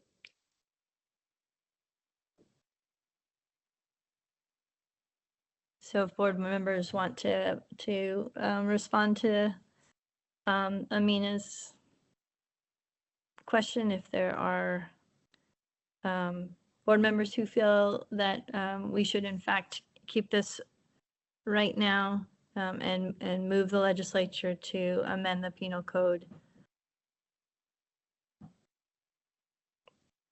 I'll just speak one more time on this.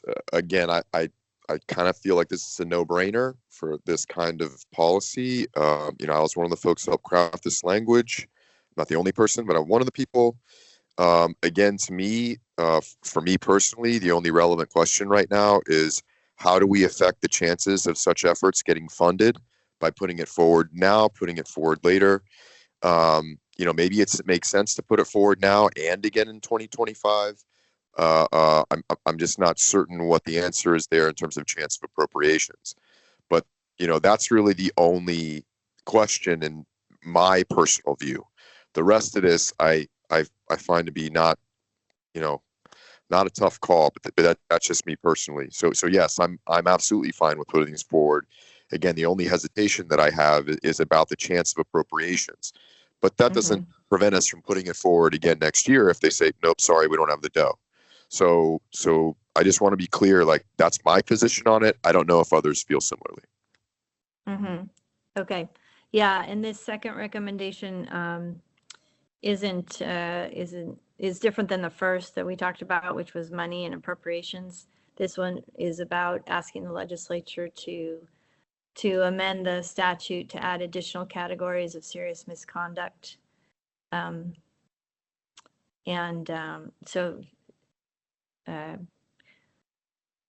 That's the recommendation that was put forward, and whether now is the right time to do that or whether we wait and see how. We just barely hit a year of implementation with POST. So if board members feel strongly that we should proceed with these, we can. If we want to take a breath and see the full rollout of SB2, that's what Angela and I are recommending. Any additional thoughts on this, and we'll move forward.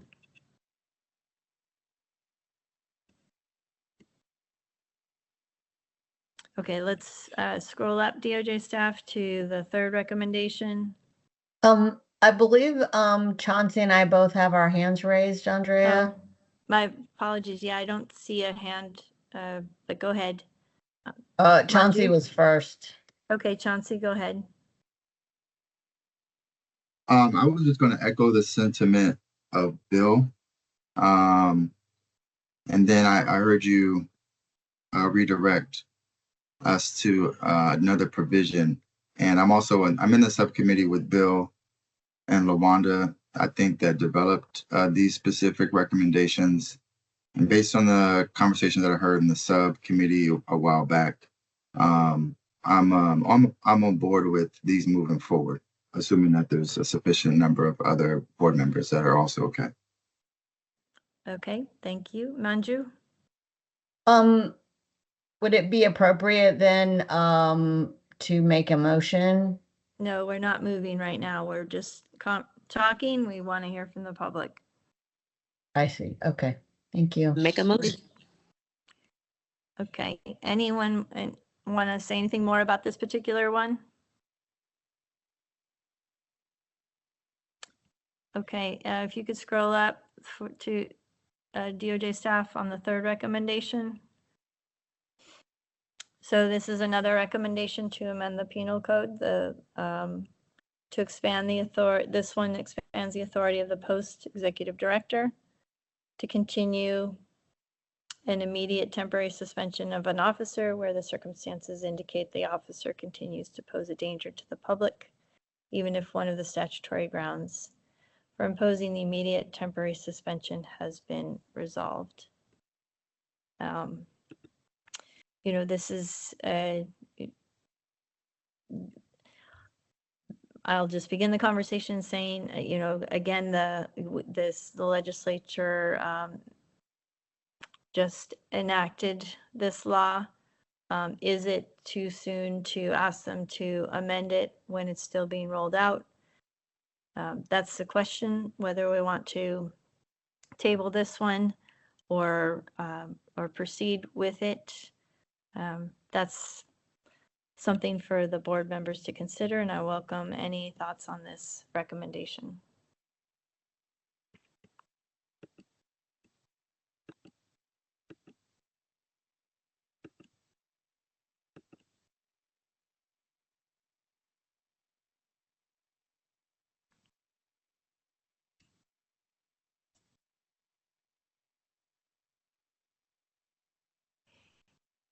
And, you know, I may not be able to see your hand, so Rich Randolph. Thank you so much, Andrea. I really like the dialogue this meeting. I'm feeling a good, I think we're working towards a good goal for the public and whatnot. This is going to be the same concern I have from the last meeting is the director of post, while he or she does hold a lot of authority, does this board really not trust the 580 police chiefs and sheriffs throughout the state to make the determination to relieve a police officer on duty? So, because they have to be taken off the streets, we have a process that's done and we do it. And that's why I'm asking the board to just, this is another thing when I talk about education, board members getting educated is just chiefs have to do what they have to do. And for someone who's been involved with a situation like this, I mean, the director of post isn't going to, I mean, I just would like the board to consider this before we throw this out to the legislation. That was all. Thank you. Thank you. Anyone else like to chime in here? From the board?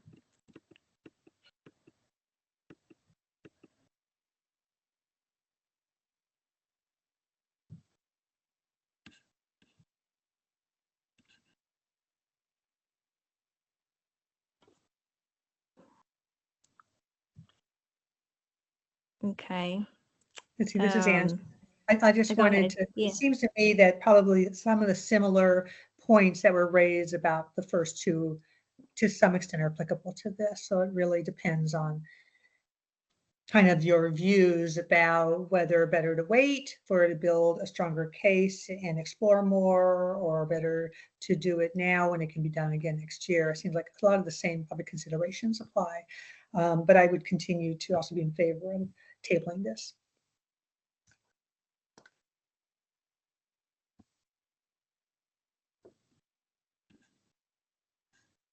Okay, thank you. I'm just looking to see if there are any additional comments from board members.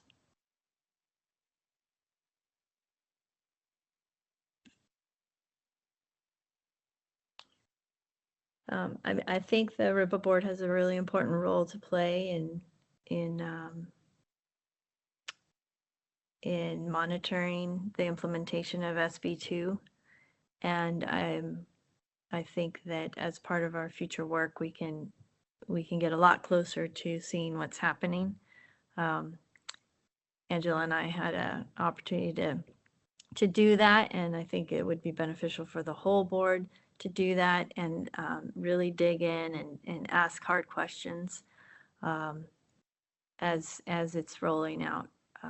So it's just a thought as we move forward.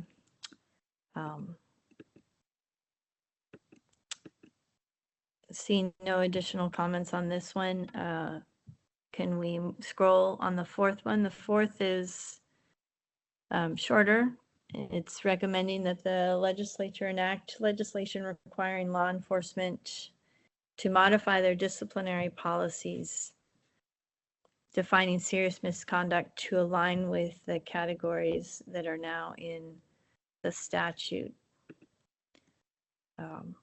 And I personally support that. I think that is in line with helping agencies align their policies, which will in turn help post understand whether the policies are sufficient or not. I think Post has a challenging job in whether we think they're doing a good job or not. It is a challenging job to look at over 500 agencies to see if they are conducting SB2 decertification investigations appropriately. And one of the concerns that they've expressed to us is if the agencies don't have policies that align with these disciplinary categories, that it makes it much harder for them to rely on the local agencies' investigations of SB2 issues. Any other comments from the board?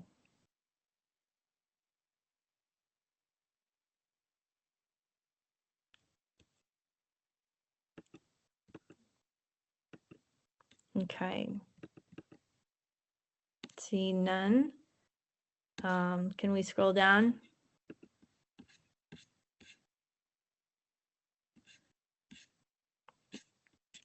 To the fifth recommendation.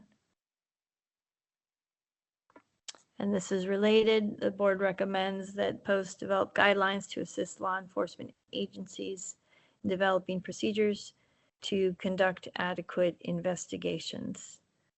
And then there's some additional language, and in conferring with Angela, we recommend amending this language to include the following. So it would read,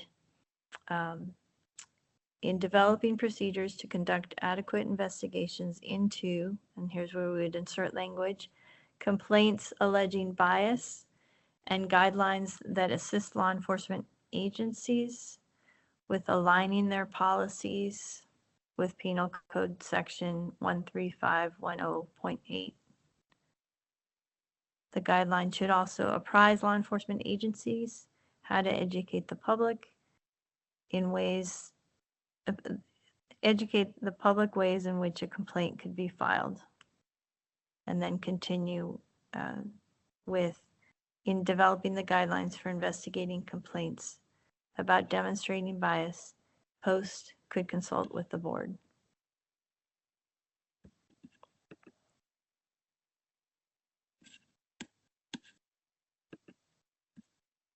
And this would just, the rationale here is to tailor the recommendation to RIPA. So it's not, writ large, because SB2 is broader than our focus of racial identity profiling. And so this just tailors it to our mandate. And realistically, posts will want to develop guidelines that that broadly address SB2 investigation by law enforcement agencies. We would like to make sure that they are also focused on the bias element.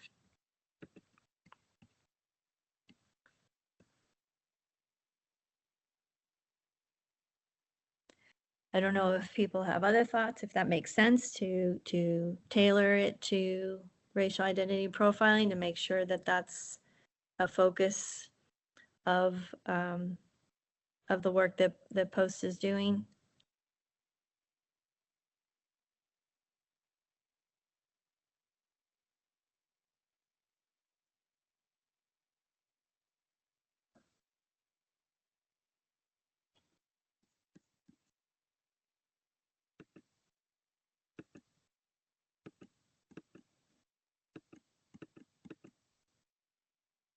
Angela. Would it be possible for staff to type in the proposed new language so that once we come back to these, folks can see the proposal? And I can drop in the chat. Okay, the language. Mm-hmm.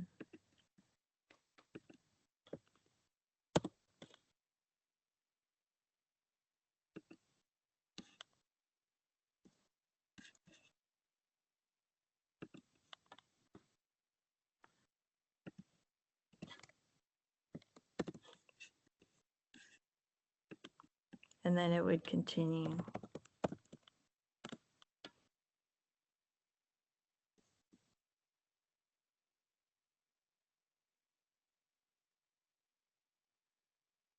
Mm-hmm.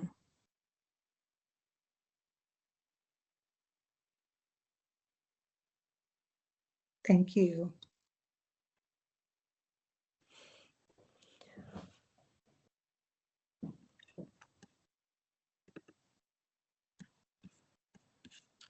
Any board member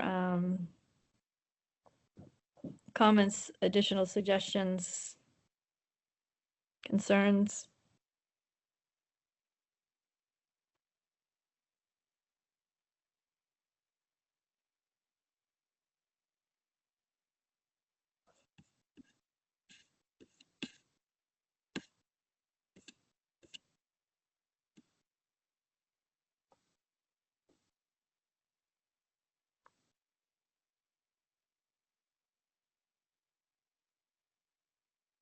Okay, hearing none, we can move to the sixth recommendation if that's okay with folks.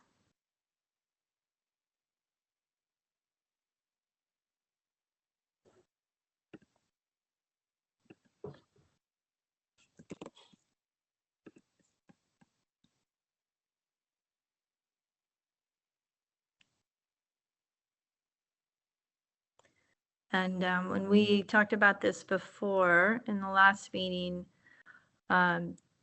we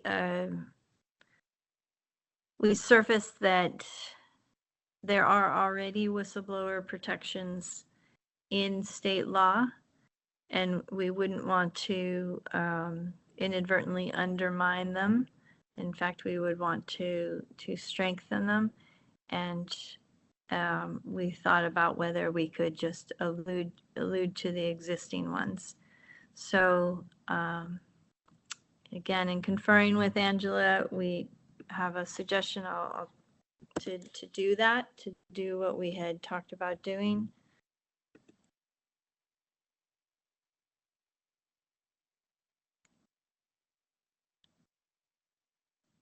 And I put it in the chat. So instead of what's written to, which is adding whistleblower protection unnecessarily, because we do have whistleblower protections in the law, it would instead say the board recommends that Post issue guidance apprising officers and law enforcement agencies about the anti-retaliation and workplace protections afforded to an officer who files a complaint against a fellow officer or their agency, or who cooperates with an investigation into an allegation or serious conduct.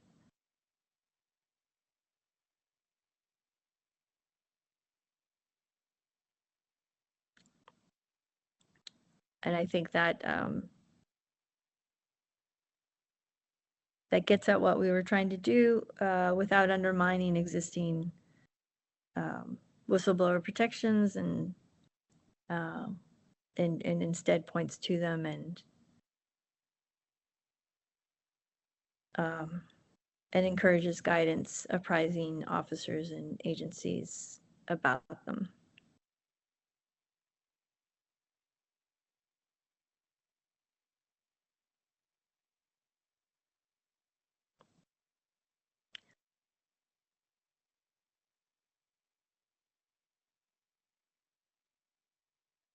So I don't know if that addresses the questions and concerns that we had last time about not wanting to replicate whistleblower protections.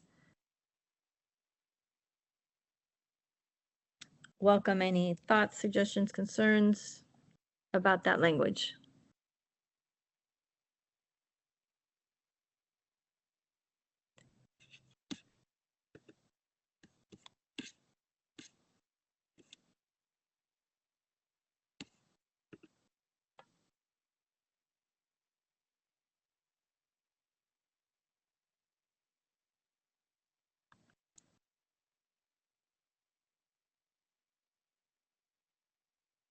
Okay.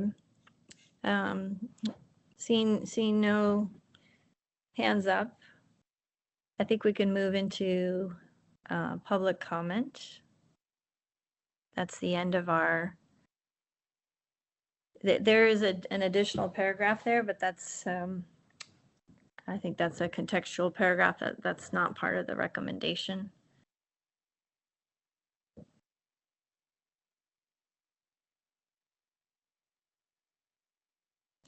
So not seeing any feedback, why don't we move into public comment on the recommendations that we've been discussing around the civilian complaints and accountability in the implementation of SB2. Welcome members of the public to come forward. We can start with Northern California. If you are in Northern California and you would like to speak, if you could raise a hand, that will help us get you into the queue. I see oops. Okay, so I see the Jamaican, if you want to provide comment. Yes, I'm Richard Hilton, and I'm insulted by what I'm listening to. Post, in 2018, made it plain in their presentation in San Diego that there is no such thing as racial profiling. We should not rely on Post for anything. We should not allow this conversation about Post to continue. I would rather see them defunded. Now, with respect to the other conversations that we've had, data is everything. Our data is no good. Chad Bianco, who sits or who sat there with you, and Board Member Hawkins said as much last year. There is no reason to dispute anything that either of them has said because they are accurate. So look first to the data and do something about fixing it. What dismays further is the level of ignorance on the part of board members. They ought to know what data exists and what does not. The discussions that speak of data that has always existed is irksome. I take particular exception to the behavior of the California Department of Justice. I have been awaiting data from them since August, and they have ignored me. I suspect that they have good reason, because when I get their data, I say things about that data as I am saying now. And I will continue to say, as long as this board continues to behave as it does. I am disappointed, but it's worse than that. And I thank you. There's a member of the public, Cephus. Apologies if I'm mispronouncing. Yes, it's Cephas Johnson. Cephas. Yes. And also to be transparent, I am a board member of SB2. Okay. So historically, I like to reflect for a moment back to 2015 when AB 71 was passed, the use of force data collection that took place. And of course, right after that, 2016, AB 953, the board you're sitting on, the Racial Identification Profiling Act, passed. We can go on to specifically 2018, the Right to Know legislation Senator Skinner put forth, along with SB 16. Of course, going to, I'm just kind of highlighting a few of them. AB 392, the strictest use of force legislation that we know of today in the nation, changing the reasonable standard to the necessary standard.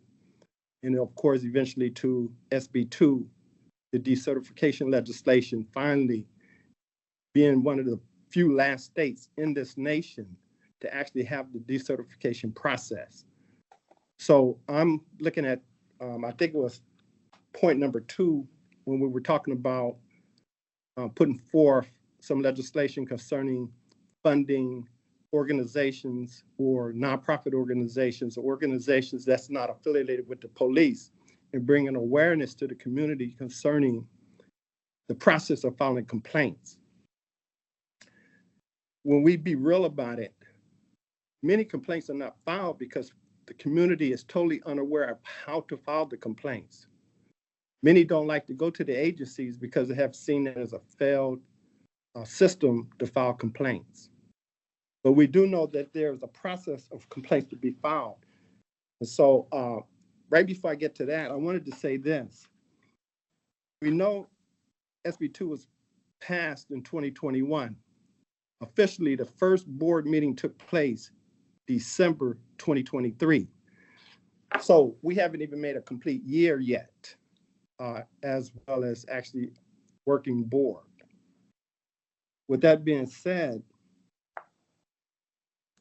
the community is totally unaware of SB2 and the ability that they have in bringing complaints, not just to the DOJ or not just to POST or not even just to the decertification board or to an agency or to civilian oversight committees. And the reason for that is because we never put forth a process to help the community become totally aware that there are various avenues to file these complaints. In order for us to really bring about accountability and changes, we have to make sure that the community is totally comfortable and not fearful in filing the complaints of thinking of some form of retaliation.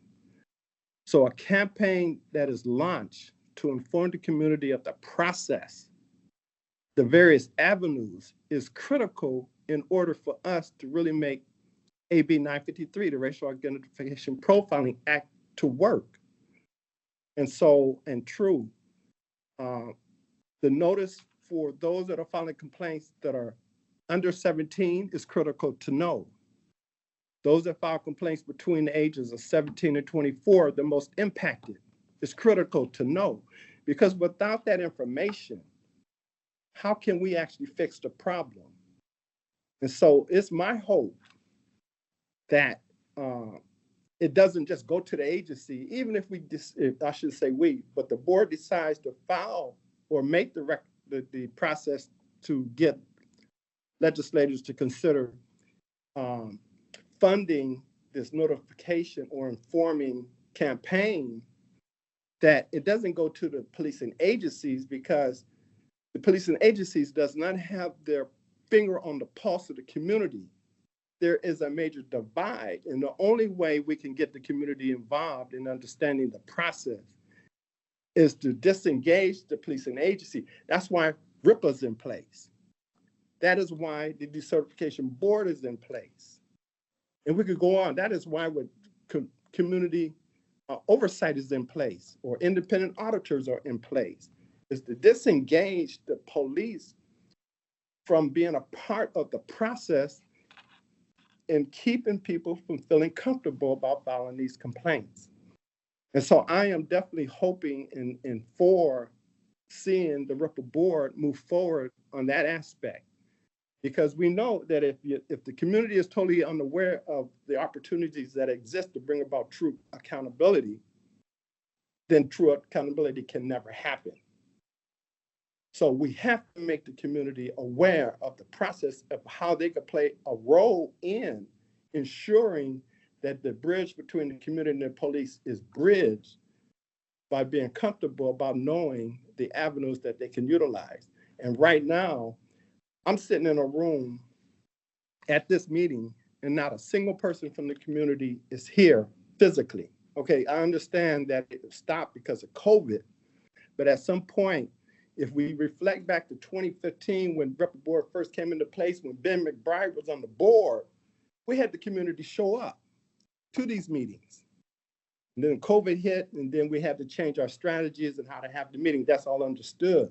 But at some point, we got to begin to make sure that the community is even aware of the RIPA board meetings and to have some input on all the pieces of ideas that you had just put forth, which was many that I can't even respond to at this particular time, because the looking at it on this Zoom, on this team meeting, I can't keep, it was just crazy, because I was seeing one aspect, maybe point number 2, and then partially part number 3. And then when we got to part number 3, by the time you scrolled up, the top part of part number 3 was gone. So I had to rely on you reading it to me. So there's even a disconnect in us being able to help you, the board, move forward on some of these recommendations. And so I would like to see not only a campaign to inform the community about SB2 and the process, but also a campaign to inform and remind the community that RIPA board do exist and is still working, and is working to really bring about accountability and change. I know I've said a lot, but I think it's important that we remember that if the community is not involved in this process, we're just spinning our wheels and nothing's going to be done. And so, importantly, we have to engage the community and bring the community into the process. That is the reason why AB 71 was passed. AB 953 was passed.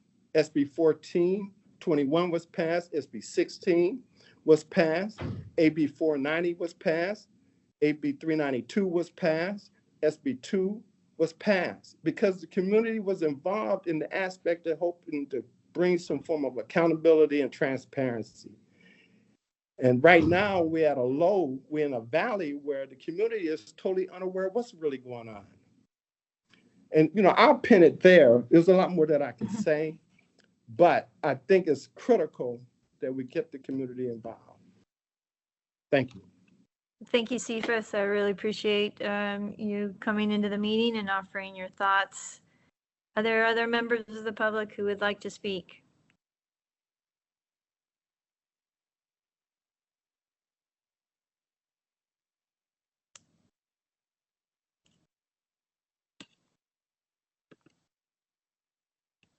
I know there's been some comments in the chat as well, and the DOJ staff will absorb those as well. But if anyone would like to speak, you are welcome to come forward.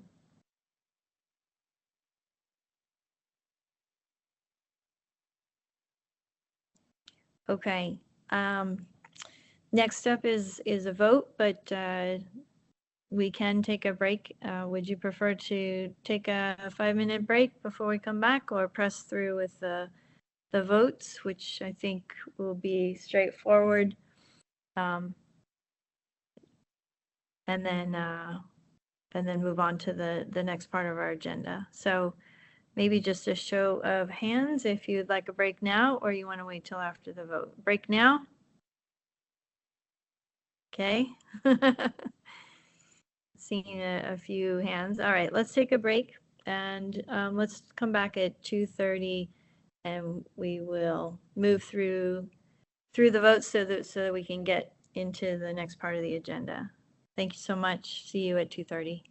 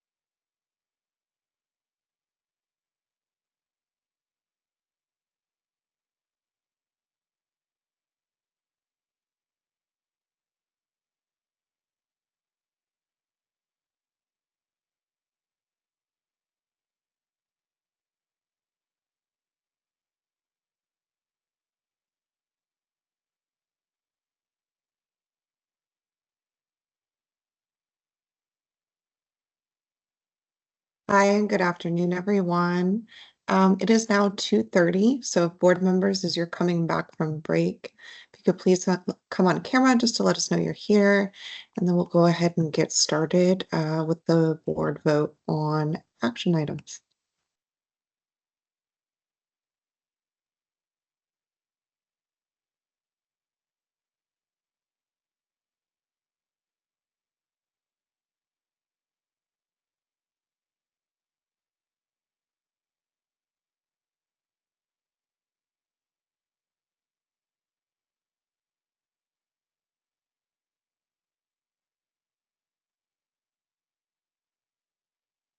LaWanda, Board Member LaWanda, I'm here.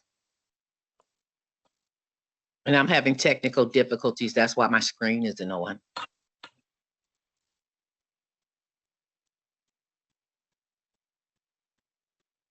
Thank you very much, member. Can you let me know when we've got majority or quorum?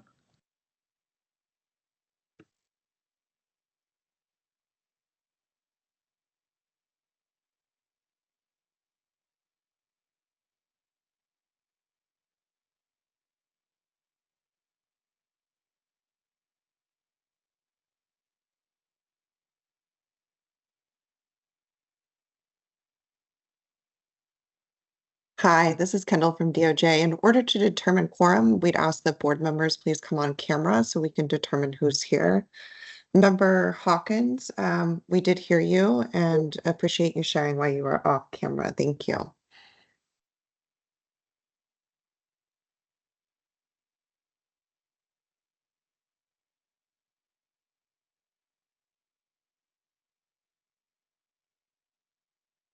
Right, it appears that we have reestablished quorum. Thank you.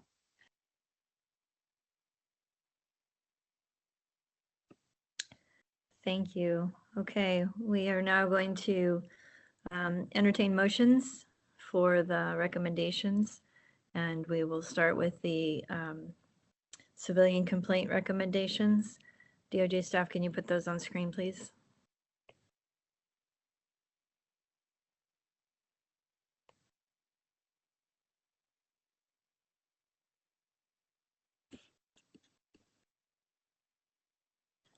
All right, so there were 5 recommendations. Would anyone like to make a motion about one or more of the recommendations? Chief Tulise? Good afternoon. I'd like to make a motion to table recommendations 1 through 5 and to bring those back in the 2025 year. Okay. Is there a second on that motion? This is Board Member LaWanda. I second it. DOJ, can you call the vote?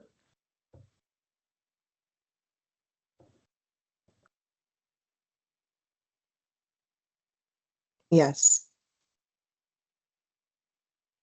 So to clarify, the vote would be to not move forward on 1 through 5 in the recommendations, and that has received a second. Correct. Dr. Armeline. Well, I don't go for that. Oh, apologies. Member Hawkins is saying that after clarifying the basis of the motion, she is not seconding it. So we're still looking for a second. This is Board Member Randolph. I second.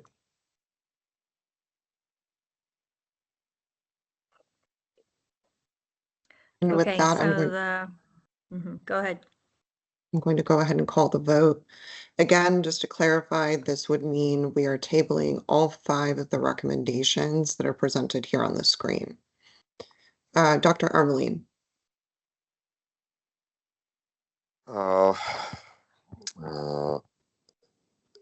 Nay. Bianco. Yes. Kreiner.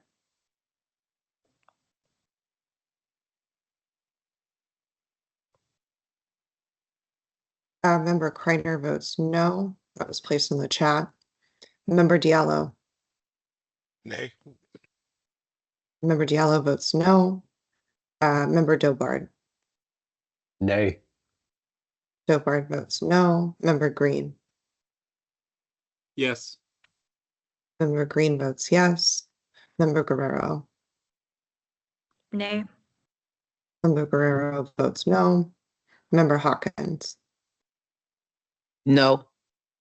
Member Hawkins votes no. Member Kennedy. Yes. Member Kennedy votes yes. Member Kajabi. Nay. Nay. Member Kajabi votes no. Member Kulkarni. Nay. Member Kulkarni votes no. Member Kazi. No. Member Kazi votes no. Member Randolph. Yes. Member Randolph votes yes. Member Sierra. Nay. Member Sierra votes no. Member Tulise. Yes. Member Tulise votes yes. Member Smith. No. This motion fails with 1, 2, 3, 5. Hang on, I'm counting. 1, 2, 3. With 5 yeses and the remainder of votes noes. Would anyone like to bring another motion forward on these recommendations? Angela. I would like to move to adopt the first recommendation with the edited language that we see on our screen. And is your motion limited to the first? Do you want Yes. to say anything? Okay. All right. Second. Second, Tulise. Okay. We're ready for a vote. This is a vote to vote on recommendation number 1 as amended on the screen. I'm going to go ahead and call a roll call vote. Member Armeline. Yes. Member Bianco.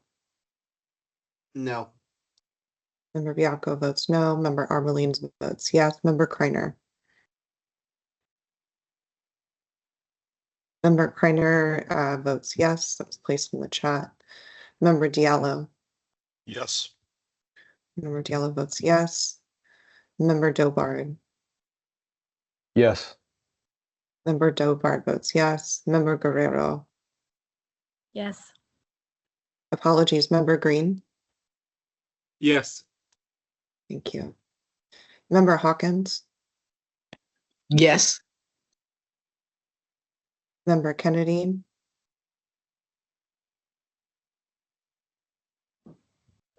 Member Kennedy. Yes. Thank you. Member Kajabi. Yes. Member Kajabi and Member Kennedy both vote yes. Member Kulkarni. Yes. Member Kulkarni votes yes. Member Kazi. Yes. Member Kazi votes yes. Member Randolph. No. Member Randolph votes no. Member Sierra. Yes. Member Sierra votes yes. Member Tulise. No. Member Tulise votes no. And Member Smith. Yes. Member Smith votes yes. This motion passes with 3 noes and the remainder yeses. So the board will move forward on recommendation number 1 as amended on the screen. Thank you. Are there any other motions related to this section? Chauncey.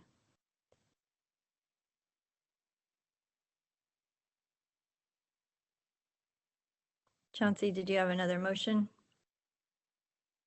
Hello? Yeah, sorry. I was on mute by accident. It wasn't a motion, it was a question. So do the other recommendations 2 through 5, are they just being held until the next cycle? There's been no motion on them, so there's no action being taken on any of them at this juncture. So do we have to move to vote to consider these in the future?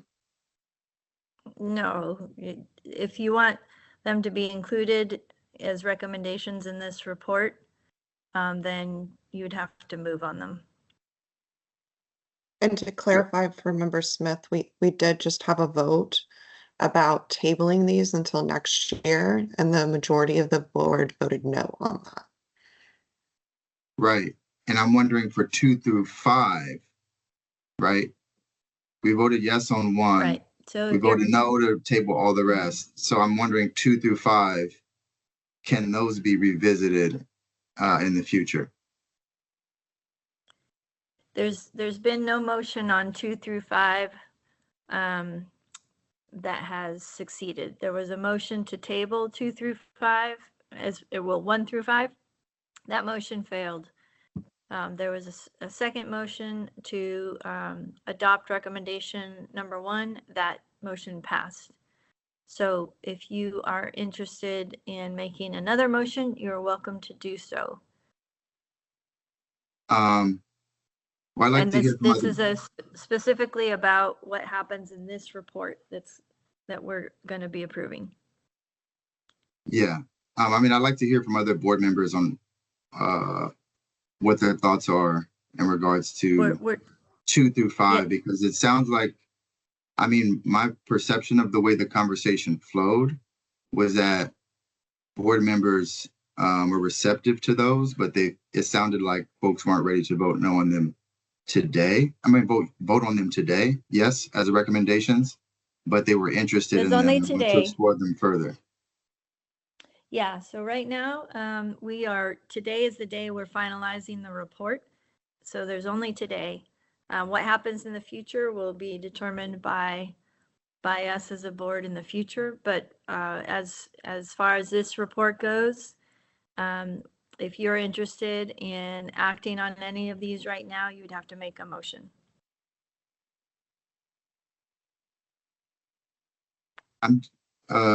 Amina, would you like to chime in? Amina? Yes, if that's okay. I'm inviting motions on this section. Co-Chair Andrea, I would just like to mention that I will be making an amended motion in the following section to include some of these points. I don't know if it's appropriate for me to drop that language now, but I just wanted to put that out there. So yeah, so the way this is going to work is that people have to make a motion, then there's a second, and then we vote on it. So we've voted on 2 motions right now. If there is another motion that anyone would like to make on the we've already voted on tabling, so that's asked and answered. So if there's a motion that anyone wants to make on 2 through 5 to adopt those recommendations, then the floor is open. Otherwise, we'll move on. And I see Lawanda. I don't know if we should take each one individually. Should we make a motion for item number 2 and let us all just vote on that? Because I think that will break it down. And then someone else could take a motion and say, hey, if we don't pass it, let's have it on next year. Okay, so my motion is to put number 2 up here. Okay, so you would like to, can you say it cleanly? You would like to move to do what? I would like to move that item number 2, that we approve item number 2. I have a motion for item number. Do we have a second? I'll second. DOJ staff, can you take the vote? This is voting on the motion to move forward on item number 2, which reads municipalities and law enforcement agencies modify their complaint forms to include a drop-down box to record if the complainant is 17 and younger or 18 to 24 years old. Member Armaline. Yes. Member Armaline votes yes. Member Bianco. No. Member Bianco votes no. Member Kreiner.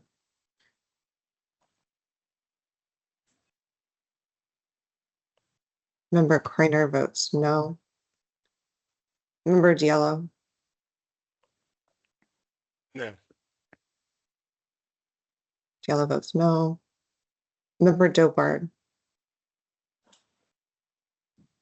No. Member Dobard votes no. Member Green. No. Member Green votes no. Member Guerrero. No. Member Guerrero votes no. Member Hawkins. Yes. Member Hawkins votes yes. Member Kennedy. Yes. Member Kennedy votes yes. Member Kajabi. No. Member Kajabi votes no. Member Kulkarni. No. Member Kulkarni votes no. Member Kazi. No. Member Kazi votes no. Member Randolph. No. Member Randolph votes no. Member Sierra. No. Member Sierra votes no. Member Talese. No. Member Talese votes no. Member Smith. Yes. Member Smith votes yes. This motion does fail. Okay. Thank you, Kendall. And there were 4 recorded yeses. Thank you. Any additional motions on this? Suli Diallo? Yes, I'd like to make a motion to table items 3, 4, and 5. Lease will second. Okay, can we get a vote on that?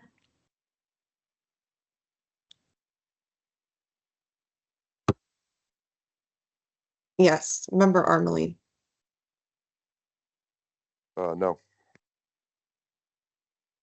And you are voting not to table these till next year. Correct. Okay. Member Bianco. Yes. Member Bianco says yes. Member Kreiner.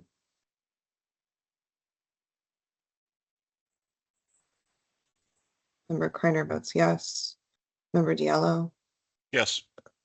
Member Diallo votes yes. Member Dobard. Yes. Member Dobard votes yes. Member Green. Yes. Member Green votes yes. Member Guerrero. Yes. Member Hawkins. Nope. Member Hawkins votes no. Member Kennedy. Yes. Member Kennedy votes yes. Member Kajabi. Yes. Member Kajabi votes yes. Member Kulkarni. Yes. Member Kazi. Yes. Member Kazi votes yes. Member Kulkarni votes yes. Member Randolph. Yes. Member Randolph votes yes. Member Sierra. Yes. Member Sierra